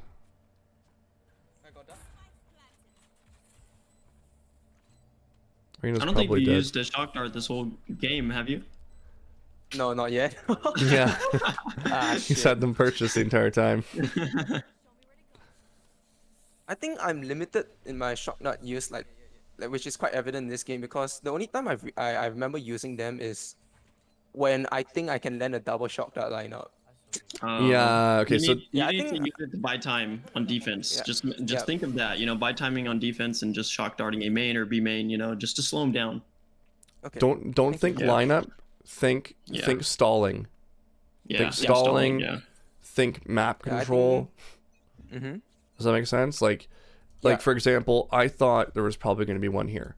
So if you were to Yeah. double Yeah. shock dart off of this, it might stall them out a few seconds, so you can get on the Okay. site a little bit easier, right? Yeah, I think I've been hyper fixating on the double shock darts a bit too much. Yeah, and don't worry about lineups. It's not about frags. Let's move ahead. It's the same round pretty much. Yeah. One enemy remaining. That's why I was like, I think the notes are pretty much done at this point, because I think you guys just run them over from here on. And so a little protocol: when you are darted, don't move forward, fall back, Okay. reset. Okay. We'll see an example of it here. This And music don't be is afraid. Don't be afraid when your teammates smoke cat. Don't be afraid to throw a shock dart, you know, cubby and through cat. You know, don't be afraid Okay. to do that because what do a lot of people do? They sit behind the smoke, right, on cat. So just don't be afraid to just chuck one in there. Okay. Yeah. So so for my shock darts on defense, it's more of like stalling, buying time, Yeah. map control. Yeah. And then in this case, on attack, it's like trying to go for chip damage. Like in this case, they could be behind the smoke, so I chose shock dart there. yeah. You know, Okay. just random spots to where they could be. You know, Okay. use your shock darts before you take a gunfight on T. Okay. Yeah. Okay. Thank you. yeah. You can eliminate angles for yourself, right? So Mhm. let's say you're coming in here, you double shock there here as they're running in. Yeah. They don't have to worry about that sort of thing for a second, right? They don't have to worry Yeah. about that immediate Okay. fight. So you just got darted by the drone. Immediately knife out and get the hell out. Run away. Okay. Don't push this. Heaven. Ooh. Oh. Yeah. Big no, man. The fact that you killed one is like a blessing from above. Like you've got a guardian angel like nobody's business right now. The fact that you got Yeah. any kind of value out of that. So Yeah. as soon as you get darted, fall back. Just call that you're darted. Take a second. You don't have to rush this. Okay. Last heaven, last heaven. Lolly Noosh, thank you so much for the follow. Appreciate you. Someone who was in that smoke right there, you could have got spammed easily jumping across. That's why I was saying, ooh. Yeah, exactly. I think my thought process there was like, oh, he knows where I'm at. They would think that I'm going to fall back, so why not try to catch them off guard by pushing? No. Well, they know Which where I you're guess at is- if you push. Yeah, exactly. Yeah. No. Yeah, No. I This guess is- I didn't think that far ahead. Yeah. Yeah. That's a big no. I'm surprised the Sova didn't even kill you when you Yeah. were crossing. Yeah. I You have should have no been idea killed what happened there. Yeah. The wonders of solo queue ranked. There's another little habit that you do that I'm going to look at. Okay. And I think this will be the last point that we'll make on the VOD. Unless there's something else that you really want to go over or around that you're like, I have no idea what to do here. But, Oh, yeah, go ahead. is it okay if I ask questions that are like outside of the game Of itself? course, yeah. Yeah, let me just point out this last point here, then we'll go into more questions. Oh, okay. Did you see what you did there? I Uh, noticed you I'm not do entirely this. Sure. I noticed you do this a lot, right? Okay. Watch this again. I'm going to do it slow so you can watch it back in slow motion. Chat, see if you can figure out what it is that he does wrong here. Don't force it. Oh shit. You see it? Oh yeah, yeah, I do. What is it? I swapped to my knife and then back to my gun for no reason. Yeah. Why? Why? Is it because it looks cool? It's because you're Myron, right? You're like, damn, my Phantom's freaking awesome. I love this. I love the sound effect and everything. You know, the pixels, yeah. Yeah. Oh, wow, pixels. It's a wild Yeah. Astra. You're right. You're right, Talk. Yeah, Yeah. I think I definitely could have gotten 1 or 2 if I didn't do that stupid shit. You do this a lot. Like I've actually noticed it a few times in your VOD where it's like it's almost like a tick where you're refocusing yourself or something like that, and you just do it. Oh, I think so, yeah, because I do have some like issues like mentally, like I do have like a disorder, so there's a couple of times where I do lose my focus. And I think I do have like little habits that I subconsciously do to try help refocus myself. Like one thing I do whenever I get once I take a gunfight and like I win it, I think I shake my mouse a little bit Yeah. to try and reset my aim and try to like prepare myself for the next fight. I think this is one of the habits that I do as well, Yeah. which I guess I will try to stop doing. So what some pros did, because they had those kinds of issues as well, is they would shake their crosshair. Just shake your crosshair like in a circle. So, Right. if you would see like a pro did this a lot is Stewie2K. Do you know Stewie2K? Yeah, definitely. He would shake like say he's holding an angle with an op or his gun. He would basically like shake his mouse like up and down, like up or down or to the right and left, like up, down, right, left. Like he would just switch in between that instead of switching. Yeah, he would just go like up, down real quick, like just holding an angle. He would just like move his mouse up, down, up, down, up, down. Yeah. You know, just for him to refocus up. So okay, so sorry. Is that what you're suggesting for me to do instead of like putting out Yeah. my gun? Okay. Yeah. Yeah, do that instead of So this. switching. Yeah. So this, you just did it again, right? See that? Yeah. Yeah, Ah, just shit. move your mouse. Move your mouse like right, left, or up, down. Yeah. Instead of. Okay. Do a little wiggle. Sometimes I do the little wiggle too, right? Just to like if I'm holding an angle for a very, very long time, I'm holding it like a stone. If you sit there and hold that angle, it's almost like your reaction time starts getting like going down because you're not like fully focused in. So you gotta reset yourself. So just doing a little mouse shake, just like to re-alert yourself, sometimes can give you the edge. Okay. Yeah. I think maybe I should try. How do you suggest I try to implement the habit before I go into my games again? You need to mentally think about it first, right? You gotta mentally think about it and put it in. So it's got to be conscious, right? So I would say if you're gonna go into like a deathmatch or something like that, hold an angle for a long period of time and then shake your mouse. Okay. Shake your mouse. Okay. Shake your mouse until it becomes a habit. You need to build it as muscle memory, right? Because your muscle memory right now is to quick switch. Another thing that you can do is maybe eliminate whatever button it is that you're quick switching with. So you unedit it. Oh yeah, I used the scroll wheel to swap weapons. It's a Yeah, habit that I got from Minecraft. I use the scroll wheel to jump actually. So not saying do because, that, but Yeah, I think because before Valorant, the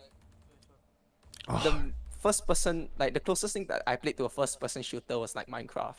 okay. And I always used the spacebar for jump and like scroll wheel to swap between like my weapons and shit. So I think it's a habit that carried over. All right. Diggs talked about it before. What could you do right now? Okay, communicate that I'm being sucked off. Is that it? Sorry. The way that you said that was great. Sorry. Wait, No, hold it's up, great. hold up. Yeah. Can- No, that's can we- good. I do that too. I'm being sucked off. That's what Yeah. I say when I'm getting sucked too.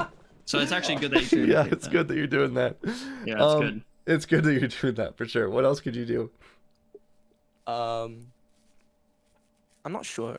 Double shock dart, the corner pocket there. Yeah, shock dart him. Shock dart him. Double shot. Which? Oh, the chamber. Okay. Yeah, you can shock dart in there. Fire anything towards that direction. You can alt them Okay. if you wanted to as well. because you know where they're at. So I would say go for the Astra at this point. Might be easier. But yeah, definitely communicate that you're being sucked off 100%. Oh my god, I'm so sorry. No, they don't have to be sorry, No, man. it's That's good. funny. It's a good thing, and it makes your team laugh too. Yeah. Makes them get out of So good. Shot dead. 1A, 1B. Oh, I love that. I might need to make that a TikTok. Go. That's great. City last. Okay, get out of there. Go towards A. Perfect. All right, awesome. Let's have some general questions because we pretty much watched the entire thing of everything I wanted to cover. What questions you got? So right after this session, like I have a lot of these new things that I want to learn and I want to like be familiar with and apply my games. Yeah. But for me, but I'm very easily overwhelmed by like a lot of new information at once. So what do you suggest like I should do? Like what concepts should I focus on, and use it as like a foundation that I can build off like with the other concepts that you have taught me. Cool. So I often end the session off. This is the reason why I do this chat. Is I'll ask you what your top takeaways were from today. So go ahead. Tell me your top three takeaways. Okay, so the one thing that stood out to me the most was defense. The positioning, like holding the S key or falling back.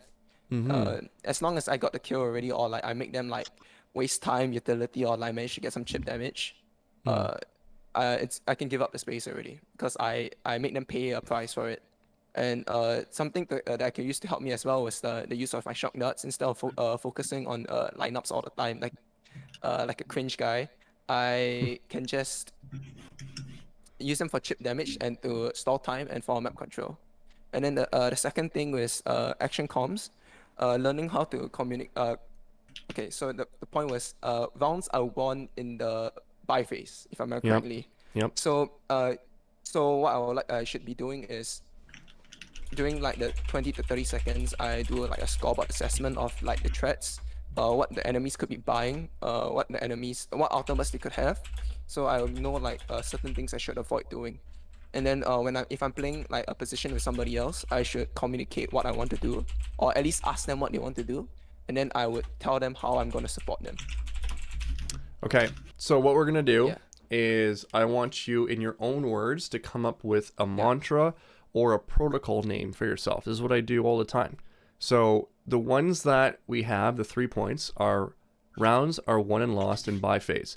That pretty much can be it if you like that. You can just say that to yourself, right? To remind you of those 3 points, right? So that first point, rounds are won and lost in buy phase, right? So what, in your own words, what would work best for you to remember that lesson? I think I could like I try to be aware of when the next round, like when the buy phase starts, as like I can start off that, like, so I keep telling myself, okay, the buy phase has started. Then whenever once that becomes a habit, and then I try to learn how, I try to use that as a reminder, okay, the buy phase has started, then now what should I do? Which is, okay, threat assessment, and then thinking about, and then communicating what I want to do.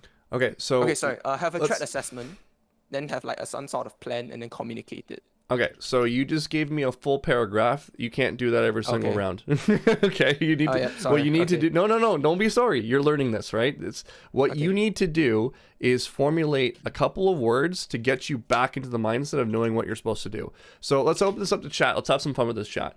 We want to make something fun out of this, so it's a lesson that he can constantly remember and be able to repeat. We want it to be with like no more than 5 words, right? So let's do a rhyme, right? When I press tab, finish the sentence. What can we do? Let's make it fun, guys. Because it's all about pressing tab, right? Press tab, or I'm a what? What did I say? Reset, new round, new me. Oh, I like that. New round, new me. Good one. Okay. Not for him though. Not for him though. That is a good one. New round, new me. I like that. But what about the scoreboard? I guess I can use that when I'm feeling like tilted, or like I'm not happy with my performance. Yeah. When I'm bot fragging. Yeah. I use every round's a brand new game. Every round's a brand new game. That's my one. So that reset new round, new me. I like that too. Right? So we need one for pressing tab.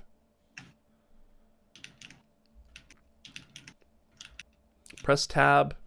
I keep thinking, I'm trying to think of like words that I can rhyme with. Scoreboards, it's good, Gorgon. We need it to be a little less words. Yes. When I'm pressing tab, I'm feeling fab. There we go. That's it. That's the one. When I'm pressing tab, I'm feeling fab. Love it. I love chat. Yeah, so if you see what I mean, right? Like if you have that, first of all, you can set yourself in the mindset that you're more positive, right? It's going to be a fun thing to say, and you're going to remember the lesson, right? You'll be able to associate those words very quickly with the lesson of that, right? So it's a good one. So that's your one. So I'm going to write that down for you. So when I'm pressing tab, I'm feeling fab. When I press tab, I feel fab, right? When I'm pressing tab, I'm feeling fab. That's your rule. That's your protocol. Okay? We're gonna have to use that from now on. Okay, when I press tab, I feel fab. Fat or fab? F-A-B. Fab. Okay. Okay. Hopefully not fat. But press tab and hit the dab. Oh my god. Yeah. Press tab, hit the dab. Yeah, that's. Yeah. I said one along those lines before. I said, forget the dab, hit your tab. Right? Like forget the dab, hit your tab. Like whatever you need to do to get yourself reminding about your lessons, right? So every single round, you want to repeat those words, right? So you're like, okay, when I press tab, I'm feeling fab. Okay, that's what I gotta do. Okay. And then my next one. So rounds are won and lost in bye phase, right? You could say that if you want. It's a lot of words, right? Yeah. What I would say is dress for success. Maybe dress for success because you're preparing, right? So typically in prepare, you got to like put clothes on, right? When you're preparing, you got to put some clothes on. So dress for success. That's a porno, I guess. This is a porno, yeah. You got the bars, man. You're funny. You're funny as fuck. But yeah, so yeah, think of what you want to say here. What do you want to say? What are your words? What works best for you? I can't really think right now. It's like 5 a.m. where I'm at. Okay, so that's gonna be your lesson then. I want you to think about what you want your words to be, and the other one is a pre-round plan, right? So it all comes from the beginning, the buy phase, right? So it's all about that. Yeah. So, pressing tab, feeling fab. When I dress for success. Those are gonna be your two main ones, and you can modify them how you want. Now to answer your question on all the other little things that we went over today, review the VOD. Right, I'm going to give you the VOD again, review it several times, ask questions, and once you're ready to go, we'll do more, right? So just try to figure out how to get these lessons down, and then we'll move ahead afterwards. Because every lesson beyond it is now going to piggyback off of the previous one. So we want to build on those skills. Okay. Sound good? Any other questions? Also, one more thing. How did you study Valorant to get where you're at today? I played this game for how many years competitively now? So when I was 30, I started when I was 12. So I've been playing this game now competitively for 18 years. Plus that. 19 years now. Yeah. So it's this game has been in existence since Counter-Strike. I think that was the first version of it. So I've been playing it since that. And a lot of it has been through analysis. Some of it's been through psychology and understanding how people play and asking the hard questions, right? I always look at myself and I'm like, okay, why did that not work? What was the reason behind that? Okay. And then asking those questions, right? So being ever curious is what really helps a ton, right? Okay. Then how should I improve like the way I analyze my own games? Because like for example, like an immortal reviewing like a pro game compared to like a silver will be able to learn a lot more compared to the silver. And you sure? Like, watching the VOD. Is that a fact? Huh? Do you have stats on that? No, because at least in my own experience, I learned a lot better once I got better at the game.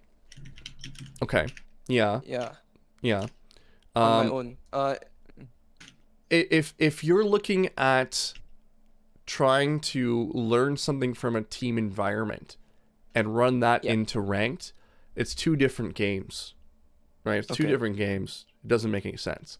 If you were to Yeah. watch someone, say, I hate to say it, but Shazam came to my mind. If you were to watch Shazam play ranked, or you were to watch Dinked play ranked, where in Radiant, you know, it's still a ranked environment, still the same game, still the same stream.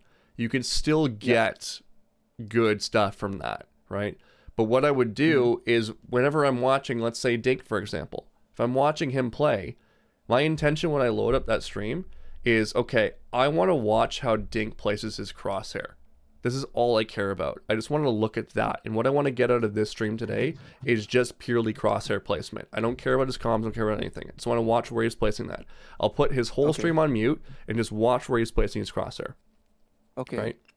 So So, then how do I okay, so like in your example you said that I like just focus on this crosshair, I ignore everything else.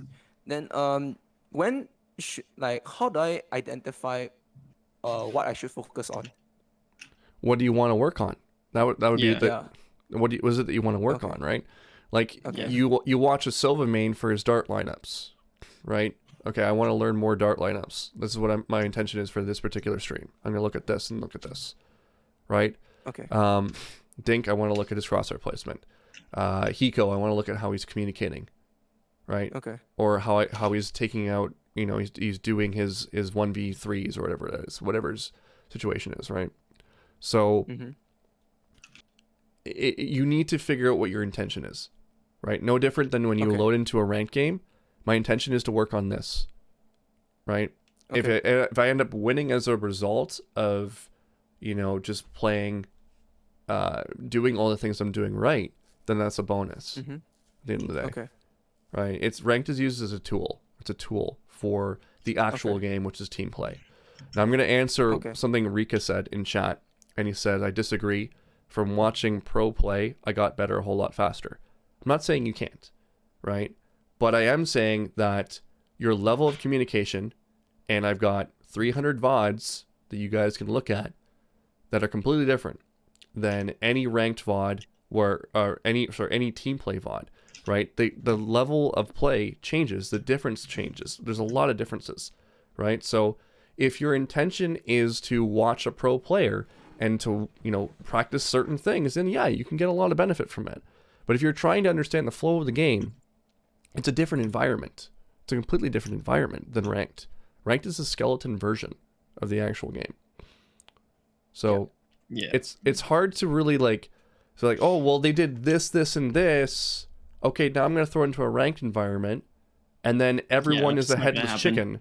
chicken. Yeah, everyone's a headless chicken and doesn't know what the hell you're trying to do, right? So you're correct, Rika. You are. You by watching pros, you can get better for sure, but it depends on what it is that you're looking for in those VODs, right? So you still Yeah, play- it's very different because being on a team, you know, everyone's working together.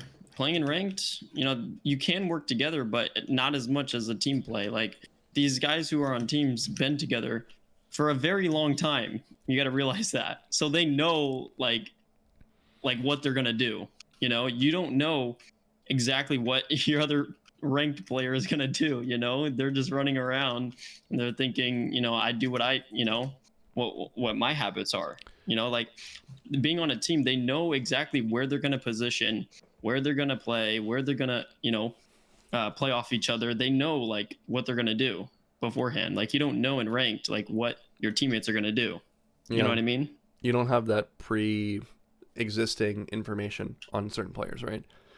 Yeah. Right. Like if Like I for play me with, and Joe, Yeah. like me and Joe, we know exactly. I know exactly where he's gonna stun. I know exactly where he's gonna flash. I know exactly where he's gonna place his aftershock, and Joe knows where I'm gonna dash. He knows where I'm gonna dash in. He knows where I'm gonna clear angles, and like we don't have to calm that to each other. You know, yeah, there is certain scenarios where I calm to him. Hey, could you flash this? Hey, could you aftershock this? You know, there's certain times where I say that, but most of the time, it's like I know exactly what he's gonna do. You know, for me. So it just comes natural. Like I don't have to say anything to him. yeah. Honestly, at some point, the three of us need to play ranked. I think we just I think we just run it down. Honestly, we just crush these kids. Like my controller, your duelist, and Jet's. Oh, I mean not Jet's. Joe's There's a initiation. breach. Fuck, man, that'd be insane. That'd be Let me share my meta. screen. I wanna share with you because you switched your gun, so I want to share with you because I'm in a range right now. I want to share with you what Stewie 2K does. Can you see my screen? Sorry, give me a moment, but yeah. Oh, okay. I just popped it out by accident. Wait, sorry, I'm a little idiot. Wait, give me one. Yep, okay, I can see your stream. Okay. So look, so say I'm holding this angle, right? Mm-hmm. What Stewie 2K does is basically I think I agree. he You need moves his crosshair. You more see aware that? of your own gameplay to get better. Went from He goes like this. G3 to Ascendant Little 2 when slight I'm looking at the game from a adjustments. different perspective. Like that, Okay. Yeah, right? To stay you can focused. improve any Even with the op, which he way. does it with the op too. You could see him hold this, and he goes. Okay. And sometimes it was funny because he would get called for wall hacking, because like say there's a person right here, right, or like Uh-huh. over here somewhere. He would like Yep. flick like this. But he was wall hacking. You know, and so like it would go like directly on his head, and then people would be like, "See, look at these minor adjustments." Like it would be called out for a wall hack, Yeah. but it was him staying focused, right? Instead of switching his weapon, it's him staying focused, like doing this. Okay. You know, like every once in a Yeah. while, once you start getting unfocused, you just move your crosshair, hold, move your crosshair up and down, hold, crosshair up and down, hold. Yeah. So Okay. Thank you. yeah, that's a Oh, little- nice background. Yeah, I Oh, like thank this. Doesn't it kill your frames? No, it doesn't. It's from It's wallpaper engine, right? yeah, wallpaper engine. Yeah. Yeah. So I guess the point with that was that yes, you can improve from watching certain things. It's just a matter of what your intention is when you're looking at it. So Yeah, you have to work on something when what is it, when you're watching a pro player. Like you can't just like go in the mind of like watching them and being like, oh, he did this, you know, but you don't know the reason why he did it, you know? Like you can't just sit there and be like, oh, he did this. I don't know why he did it, you know, but oh, that was a good play. Like you have to go in saying, okay, I'm gonna watch this pro play, you know, team, and I'm only gonna focus on this agent, you know. Okay, where is he putting his darts? Okay, where is he? You know, maybe I'm gonna work on, you know, darting, right? So you're gonna focus on Sova darting for his team, right? So you're gonna be like, okay, he darted here. Oh, and that allowed the jet to go here. You know, oh, he darted here. Okay, the reason why he darted there was because he's clearing out those angles. Oh, the reason why he's using his shock darts, you know, is because of this. You know, because he's stalling out time for the enemy team to run in sight. You know, so just those little things. who, what, where, Okay. when, why, right? Yeah. Okay. Ask those questions. So because you were saying that you've been playing this whole genre of game like tech FPS for about 19 years, right? So what would you suggest that like for people that want to get better, what do you think we should focus on? The Like path to learning victory. and when The path to victory is through the eyes of the opponent. That's what you need to focus on. okay. That's what you need to focus So on. it's focus on like trying to read what they're doing and then Yeah. try to come up with a preemptive counter. It's what would you do if you were them, Okay. right? For example, in this round, what do you think their setup's going to be? If we go left or right, where are they going to be? Jets A. Chambers probably on B then, I guess. Mm-hmm. There'll probably be a trip at like the pizza. That's like the most common trip. Then for Sova and Astra, I'm not entirely sure. So do you think it's a 2-0-3? If we go across numbers, 2-0-3. Something like that. Okay. Yeah. Possibly. Yeah, I think it's going to be a 2-0-3. It could be a 1-1-3, where there's one in the middle. So that means there's going to be 3 towards A. Let's see if we're right. If we're not right, that's fine. There's one. Okay, if there's one here, oh, look at that. One. There's probably another one here supporting, and then there's a third one.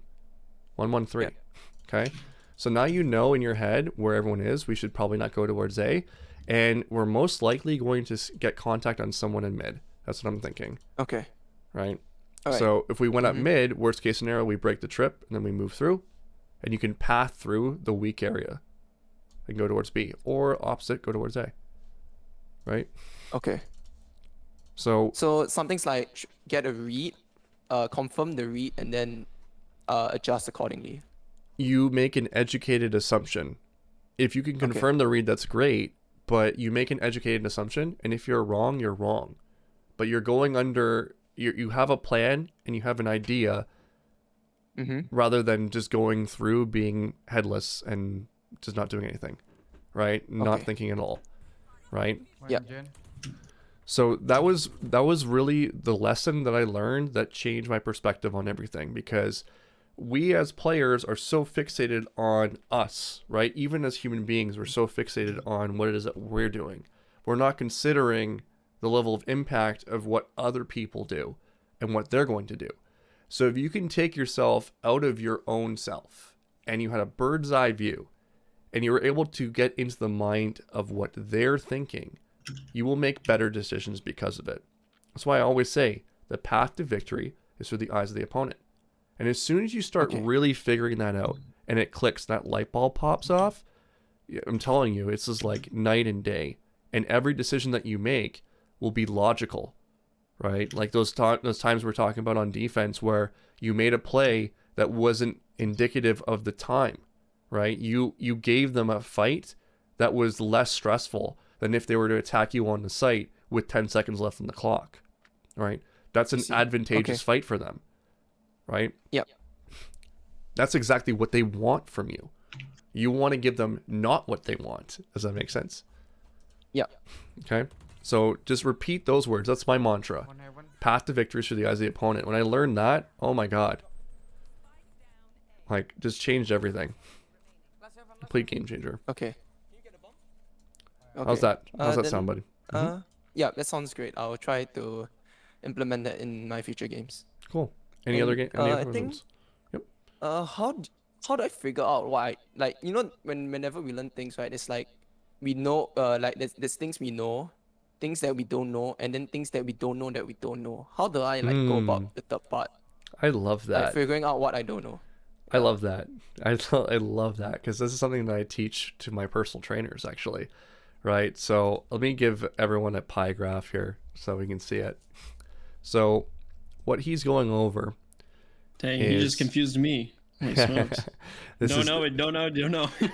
This is actually a really good lesson, guys. So pay attention to this. So, and this is the definition of ego, right? The ego is telling us that we know better, right? Whereas we don't. There's so much that we don't have perception over and understanding over. And the moment that we think that we know everything is the moment we stand still, right? As a human being in all things, right? So the way that this is broken down is there's a lesson here worth how much that you know. And we're going to have that be a section of the pie graph, okay? So we'll say YK, what you know. And it could be about the game, it could be about life, it could be about anything. Then there's a section of the pie graph where it's things you know, but you're not adept at it yet. The real key to learning any new skill is to expand this section of the pie graph. Because the first step is awareness. If you have awareness of the issue, then all of a sudden it opens up here. Because the rest of this whole space here is stuff that you do not know exists. And it's a healthy place to be in, where you don't know that things don't exist, because you've dropped ego at that point. You don't think the entire graph is what you know, right? So having an open mind, having a growth mindset on this is a very important key, right? If you immediately think that you know everything, then you can't get any better. And then that's where you start blaming your teammates, because it can't possibly be your fault, right? So the key here is that to answer your question, there's no easy way to answer this, but what you need to do is endeavor to continue to learn in all things. Always be open to learning. Always be open to asking questions, which you've been doing all VOD long, which is great. Okay. Right? And keep that student of the game mindset and never lose that. Right? If you continue to think that way, you will constantly grow. The moment you think you know it all, you will stand still. And that's when you'll really start losing games. So it's more so not how you do it. It's more so the mentality of keeping that growth mindset. As soon as it goes fixed, you're in trouble. yeah, how you approach it. Okay. Good point. Love that. Like why do you think pro players have a coach? You Yeah. know, they're just because they're pro, just because they have this title, doesn't mean, you know, they could stop learning. Your boy Cal, You know, thank you and so stop much no- for the like, follow. they Appreciate wouldn't you, need a my coach friend. If you then. have any questions, feel You free know, to fire they- away in the chat. Best everything. athletes have their own coaches. Yeah. Yeah. So I have a mental toughness coach. I have a personal trainer. I had gaming coaches in the past. You know, I learned from Ron Rambo Kim. I've learned from Jordan Nothing Gilbert, Josh Steele Nissan, Pex, whole bunch of different guys that I worked with. And I paid money, right? So that definitely helped me as well. So being able to drop the ego and say, hey, you know what, I need some help. You know, you've already done the legwork on that, and you've stepped up and done this. So that's great.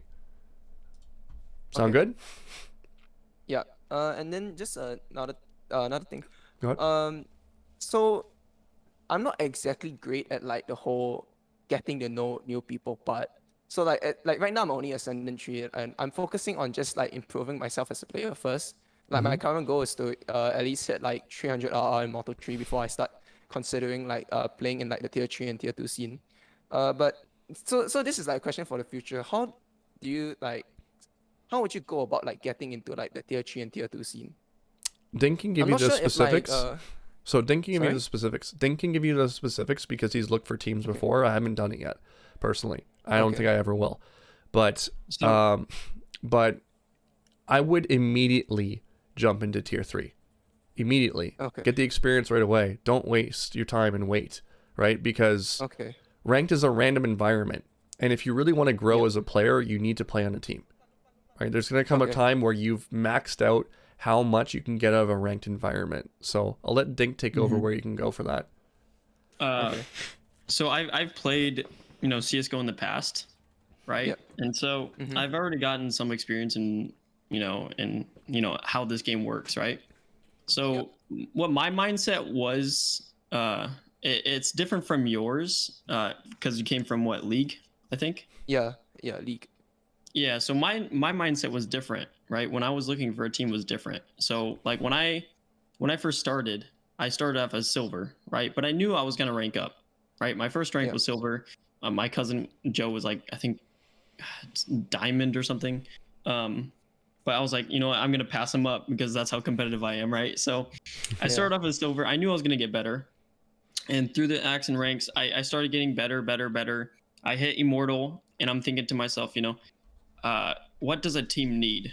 You know, which it's a dumb mindset for me, but I was like, okay, maybe if I hit the highest rank in the game, which is Radiant, I could start looking Yeah. for a team, right? That's what I was saying to myself. But you know, in your scenario, it's not the case. But because me and my competitiveness, I'm like, you know, a team needs a Radiant, right? Like, what's the point of joining a team without, you know, being the highest rank in the game? So I was just thinking that mindset, and I was just grinding. I hit Radiant, then I started looking, right? I put on like there's this website or something, and I put like, you know, Radiant player. I play blah blah blah. These agents, and then what they do on the website is they would contact you through Discord.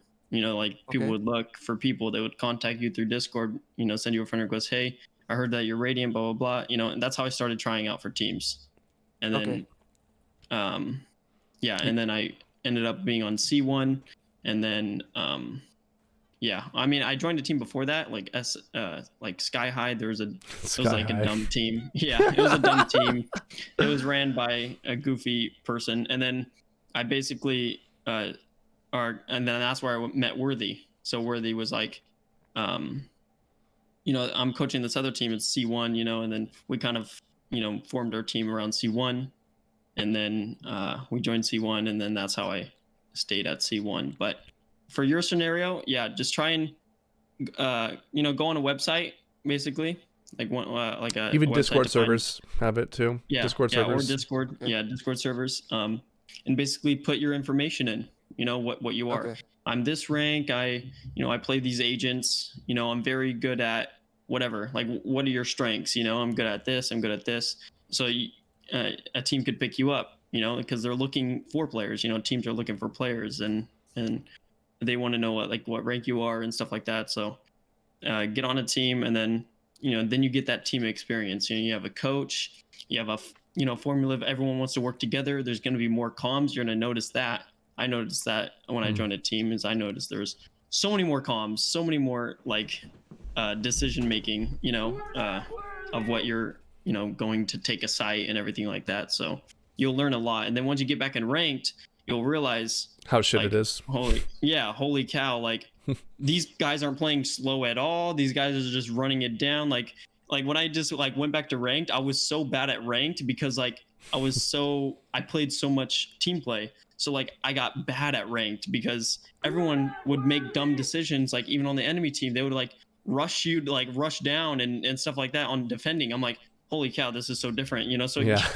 I had to adjust a little bit of my mental when I would go into ranked. I would adjust. Okay, people are just gonna run it down and stuff, and not think of what their actions are. So yeah, you'll start noticing that as well. So would you suggest that rank is a better place to improve your mechanics, and then a team play is a better place to improve on your game sense? Yeah. Yes. Yeah, and your for sure. comms, for example, right? People complain, oh, no one's talking in my ranked game. Well, that's not really the environment for you to practice how do you respond to comms. That's more of an environment for you to practice looking at your minimap and taking information, right? You shouldn't be relying on that. If you go into a team environment, people are communicating regularly. You can actually respond to comms. That's when you start working on that. So I often say to people, when the difference between ranked and playing in a team environment is that it's a completely different game. It just reacts completely different. The flow is completely different. It's actually more fun too, because it's not just this random Astra buying a friggin' judge and running you down with it, right? It's not going to happen. Yeah, that's true. That's why whenever I play rank, I try to at least play with my friend, try to duo queue together, because I feel like we have a bit more control over the game. It's one less variable to worry about. Yes, you're right. Yeah, it's true. At any rate, my friend. It's a lot more fun. It's a lot more fun. Oh, a lot more fun. And you should join the 10-mans, right? Join the 10-mans. Maybe you can make a team with a bunch of people in there, right? I know that you're in the Philippines, but the thing is, I can't play in NA. I get 200 ping. Yeah, well, there's benefits for 200 ping too. You just gotta learn how to use it. But look at the Xantares. I guess. yeah, exactly. Yeah. Good Discord for 10-mans is mine. So here's my socials. We run 10-mans all the time, mostly for North Americans. But if you have someone in there that is a North American and has an alt account, he can lend you the account. You can play in it. But yeah, I'll probably try to use a VPN and then try to set up an alt account in America. Yeah, why not? Yeah, give that a shot for sure. Ozman. Phil, you prefer Phil, right? Yes. Yeah. Phil, it was great working with you today. I hope that gave you was that helpful today? Oh, that was really helpful. Sorry, did I ask too many questions? No, you're fine. I love questions. It opens up the conversation, so that's good. Yeah. No, and also, Ding, thank you so much. This a huge addition. You helped a lot with the coaching as well. I really appreciate it. Thank you so much. Oh yeah, no worries, man. I'm gonna have to hire him, man. Lobbies for sure. Yeah. You're gonna be ready in no time. I'm gonna have to hire him. What do you think, Phil? Did he leave? He left. Oh, he left. Oh no, sorry. Okay. No, he's there. Phil, you think I should hire him as a coach or what? Yeah, he's really good. It's funny that we should mention that. Yeah, we're gonna probably end up adding him to the team eventually. I've been talking about that for a while. So. Yeah, I mean, he even went as far as to open up the range to give me an example. I think that was really great. Yeah. Yeah, definitely. And yeah, I learned so much. Wow. Thank you guys. Good. If you know of make anyone, sure you watch it back. Watch back. Yeah. I definitely watched this multiple times, bro. I think I can barely remember some of the stuff you said at the start, but wow, it's so fun learning more about Valorant. Dude, I'm so addicted to this game. Each time I learn something new, I just get this dopamine kick. we love your attitude, man. We love your character, man. You're great. We definitely want to have you back on here at some point. Yeah, no, I just fucking love learn about this game. Even when there are times that I don't really feel like up playing ranked, I either find materials I can learn from, I think I've gone through like some Vortex stuff, like where I read through how to properly aim train, what are the different ways to aim train, and then like I binge a bunch of like VOD reviews and content like yours, Woody, and a few other content creators as well. Hmm. Like it's just so fun. Like Yeah, there's a lot to learn, like, man. I have friends. Yeah, I have friends that make fun of me for like preferring to stay in and learn Valorant, but like I really don't care. It's so fun. Chase what you love, man. Chase what you Yeah, love. Don't let anyone yeah. tell you what to do. All right, my Yeah. friend, we're gonna have to move on to my next VOD review. Yeah. So Okay. Sorry if you're keeping. no, you no up here. worries, no worries. I'm gonna have to end the call though. Okay. Yeah. Okay. All good. Thank you so much. All right, my Yeah. friend. Great work today. Okay. So you said you sent me the VOD and the notes right Yeah, after your the entire stream. Yeah, to the stream. Yeah. Okay. I'll probably be asleep by then. Okay, no worries. Yeah, it's like 6 a.m. at where I'm at right now. Okay, no worries, my friend. No worries. Yeah. I'll send it to you. Okay. Yeah, All okay. right. Thank you so much. All right. Thank you. Is there any way I can leave a review? You can. I don't have that option right now. If you want to write a,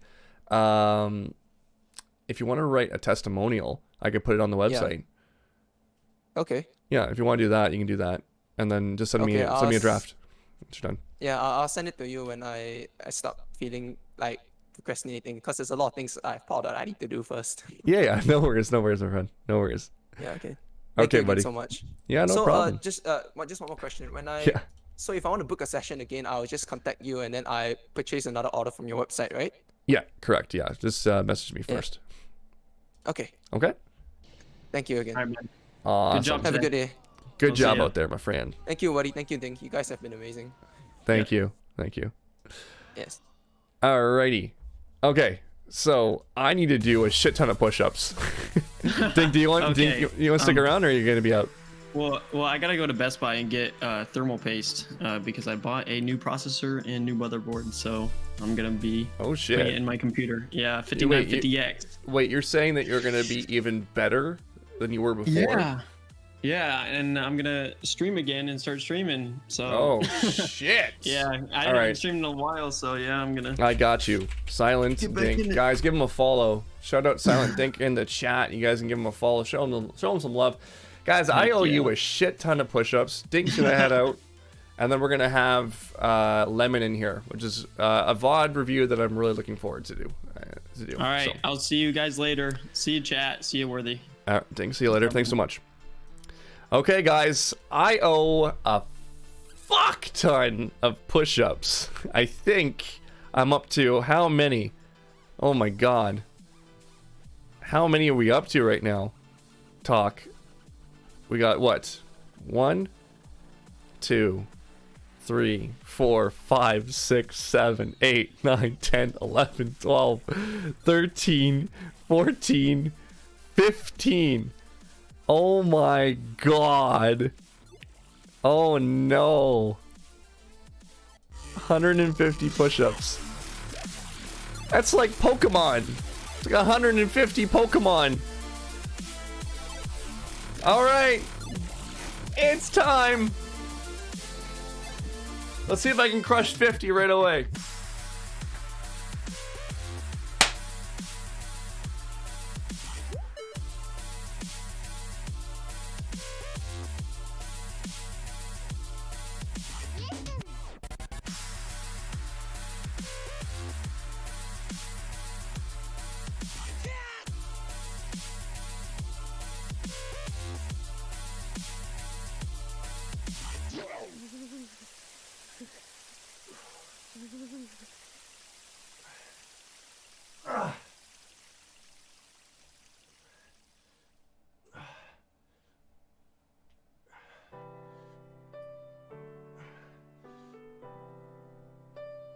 Ugh. 50 down. Holy fuck.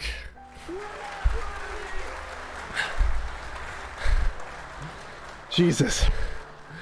Oh my god. I need some other music. This is not playing for me. This is not good. Let's move ahead. Give me something else. Electronic music. This will work. This keeps me going. Oh my god. I think he needs to sing a song too. I do need to sing a song.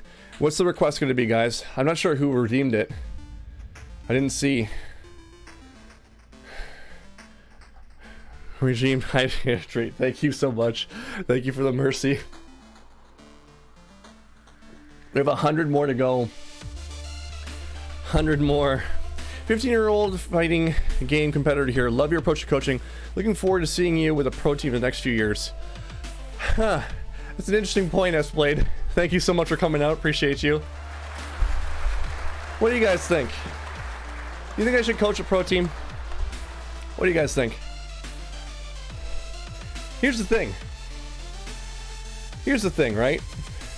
If I coach a pro team, it's gonna eat up all my time. That would eat up all my time. I probably have to drop content creation. I'd have to leave my job. And I probably wouldn't be able to stream for you guys. Yeah. It's an interesting point. So here's the thing, right? If I were to get propositioned by a pro team, they'd have to heavily incentivize it for me to the point where it makes sense, because I have such a passion with teaching you guys. Like, it's fun. Preferred content creator? Me too. Honestly, me too. I don't think I would say yes. They would have to heavily incentivize it. Like, life-changing numbers. That's what it would have to be. Where it's like, I can't not do it. I think they'd still let me content create. It's just, when I do a job, I want to do it like 100,000%. That's my problem. Right? I want to be like really good at it. So it's tough. For a stream, not perm? No. I wouldn't be able to stream. I wouldn't be allowed to. You also have questions in chat, or is that? Yeah, absolutely. No. Ask questions. 100%. Welcome into the chat, my friend. Good to see you. All right, I think I'm ready for another. Might be ready for another 50. Let's take a look. See if we can do it. Good question, though, S-Blade. Hard to say. Hard to say if I should do it or not. We'll see what happens in the future. Ask questions all you like.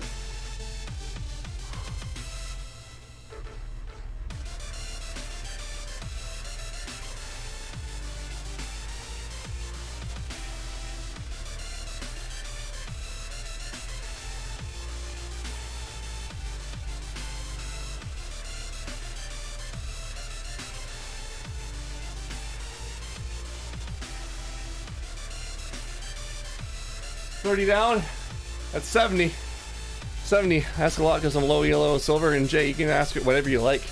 Ask whatever you like. The next VOD review that we're going to do, guys, awesome. I'm really looking forward to this one. It's going to be a Viper VOD on Pearl. Pearl? Yeah, it's Pearl. It's going to be great. If I can get 20 more done, and then I have 50 left, we should be good. And I can sing a song, then we'll be good to go.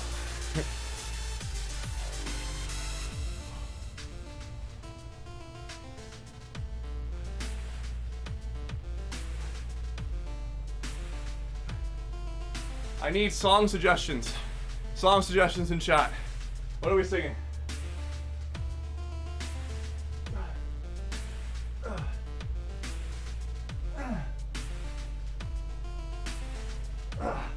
$100 down.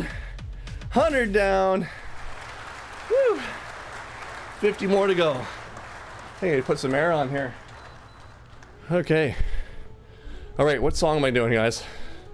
Should I just play the first karaoke song that pops up? Maybe we do that. Oh. I already did that one. Don't want to do that one.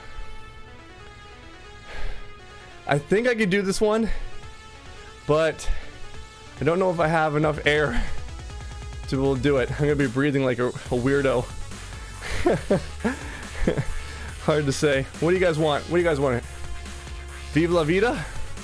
Cherry pie? I don't know about that.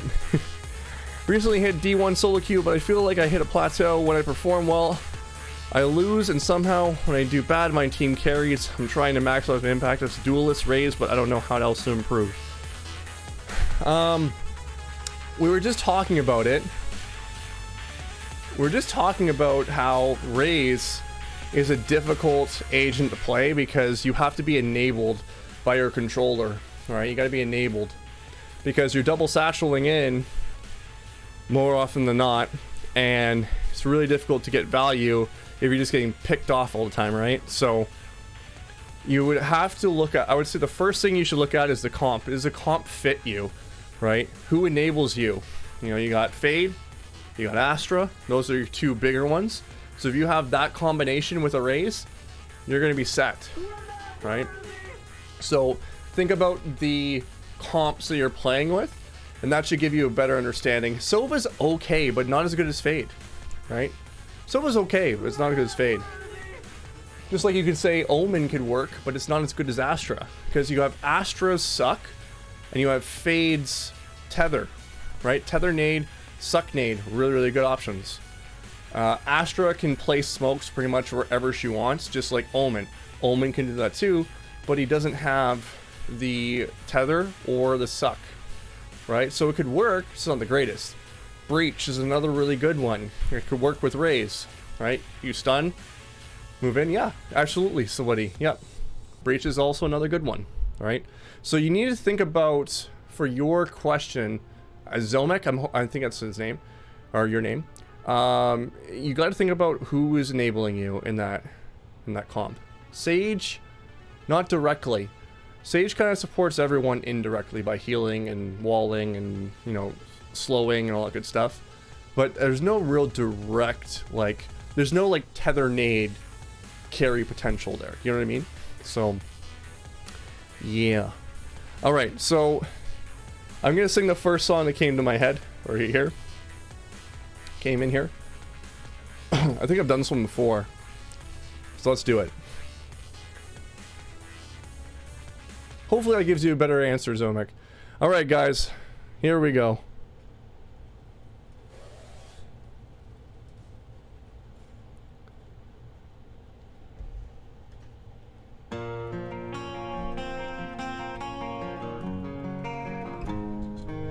"100 days have made me older since the last time that I saw your pretty face.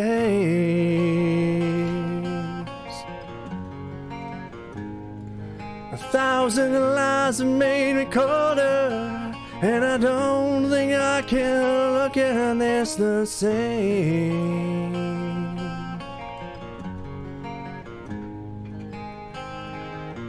But all the miles that separate disappear now that I'm dreaming of your face. I'm here without you, baby, but you're still on my lonely mind. I think about you, baby, and I dream about you all the time. I'm here without you, baby, but you're still with me in my dreams. And tonight, it's only you and me. Oh.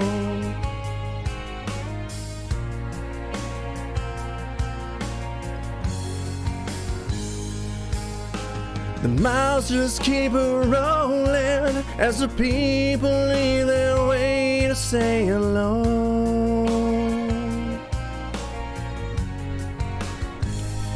I've heard that life is overrated, but I hope that it gets better as we go. Oh, yeah.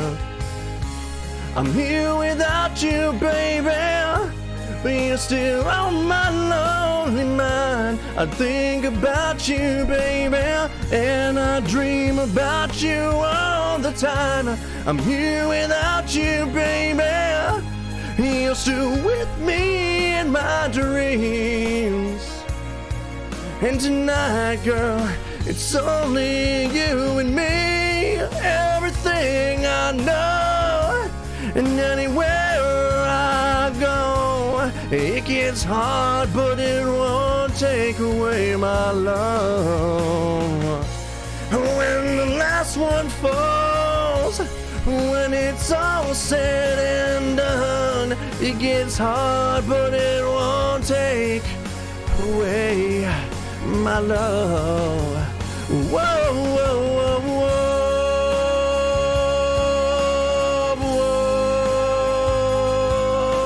whoa, whoa.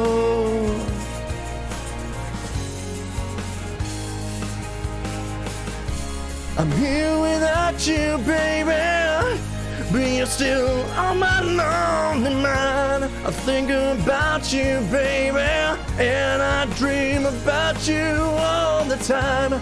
I'm here without you, baby, but you're still with me in my dreams.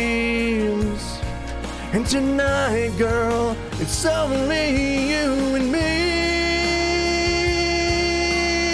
Yeah. Oh, yeah, yeah. Whoa, whoa, whoa, whoa. Woo! We back in.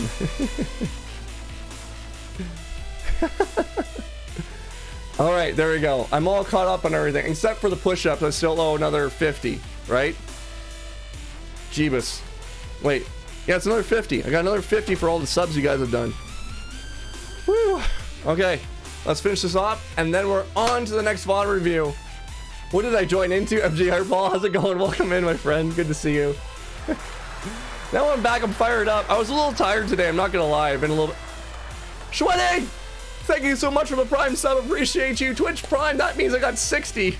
Don't even. Yes, I do. I got to. I don't have a choice.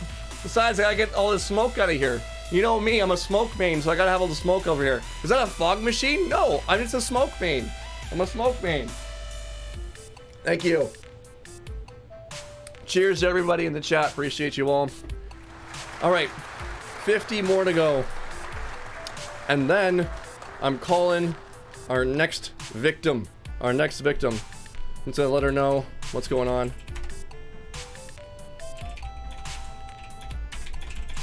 Okay. So 60 more reps. 60 more subs. No, 6 more subs.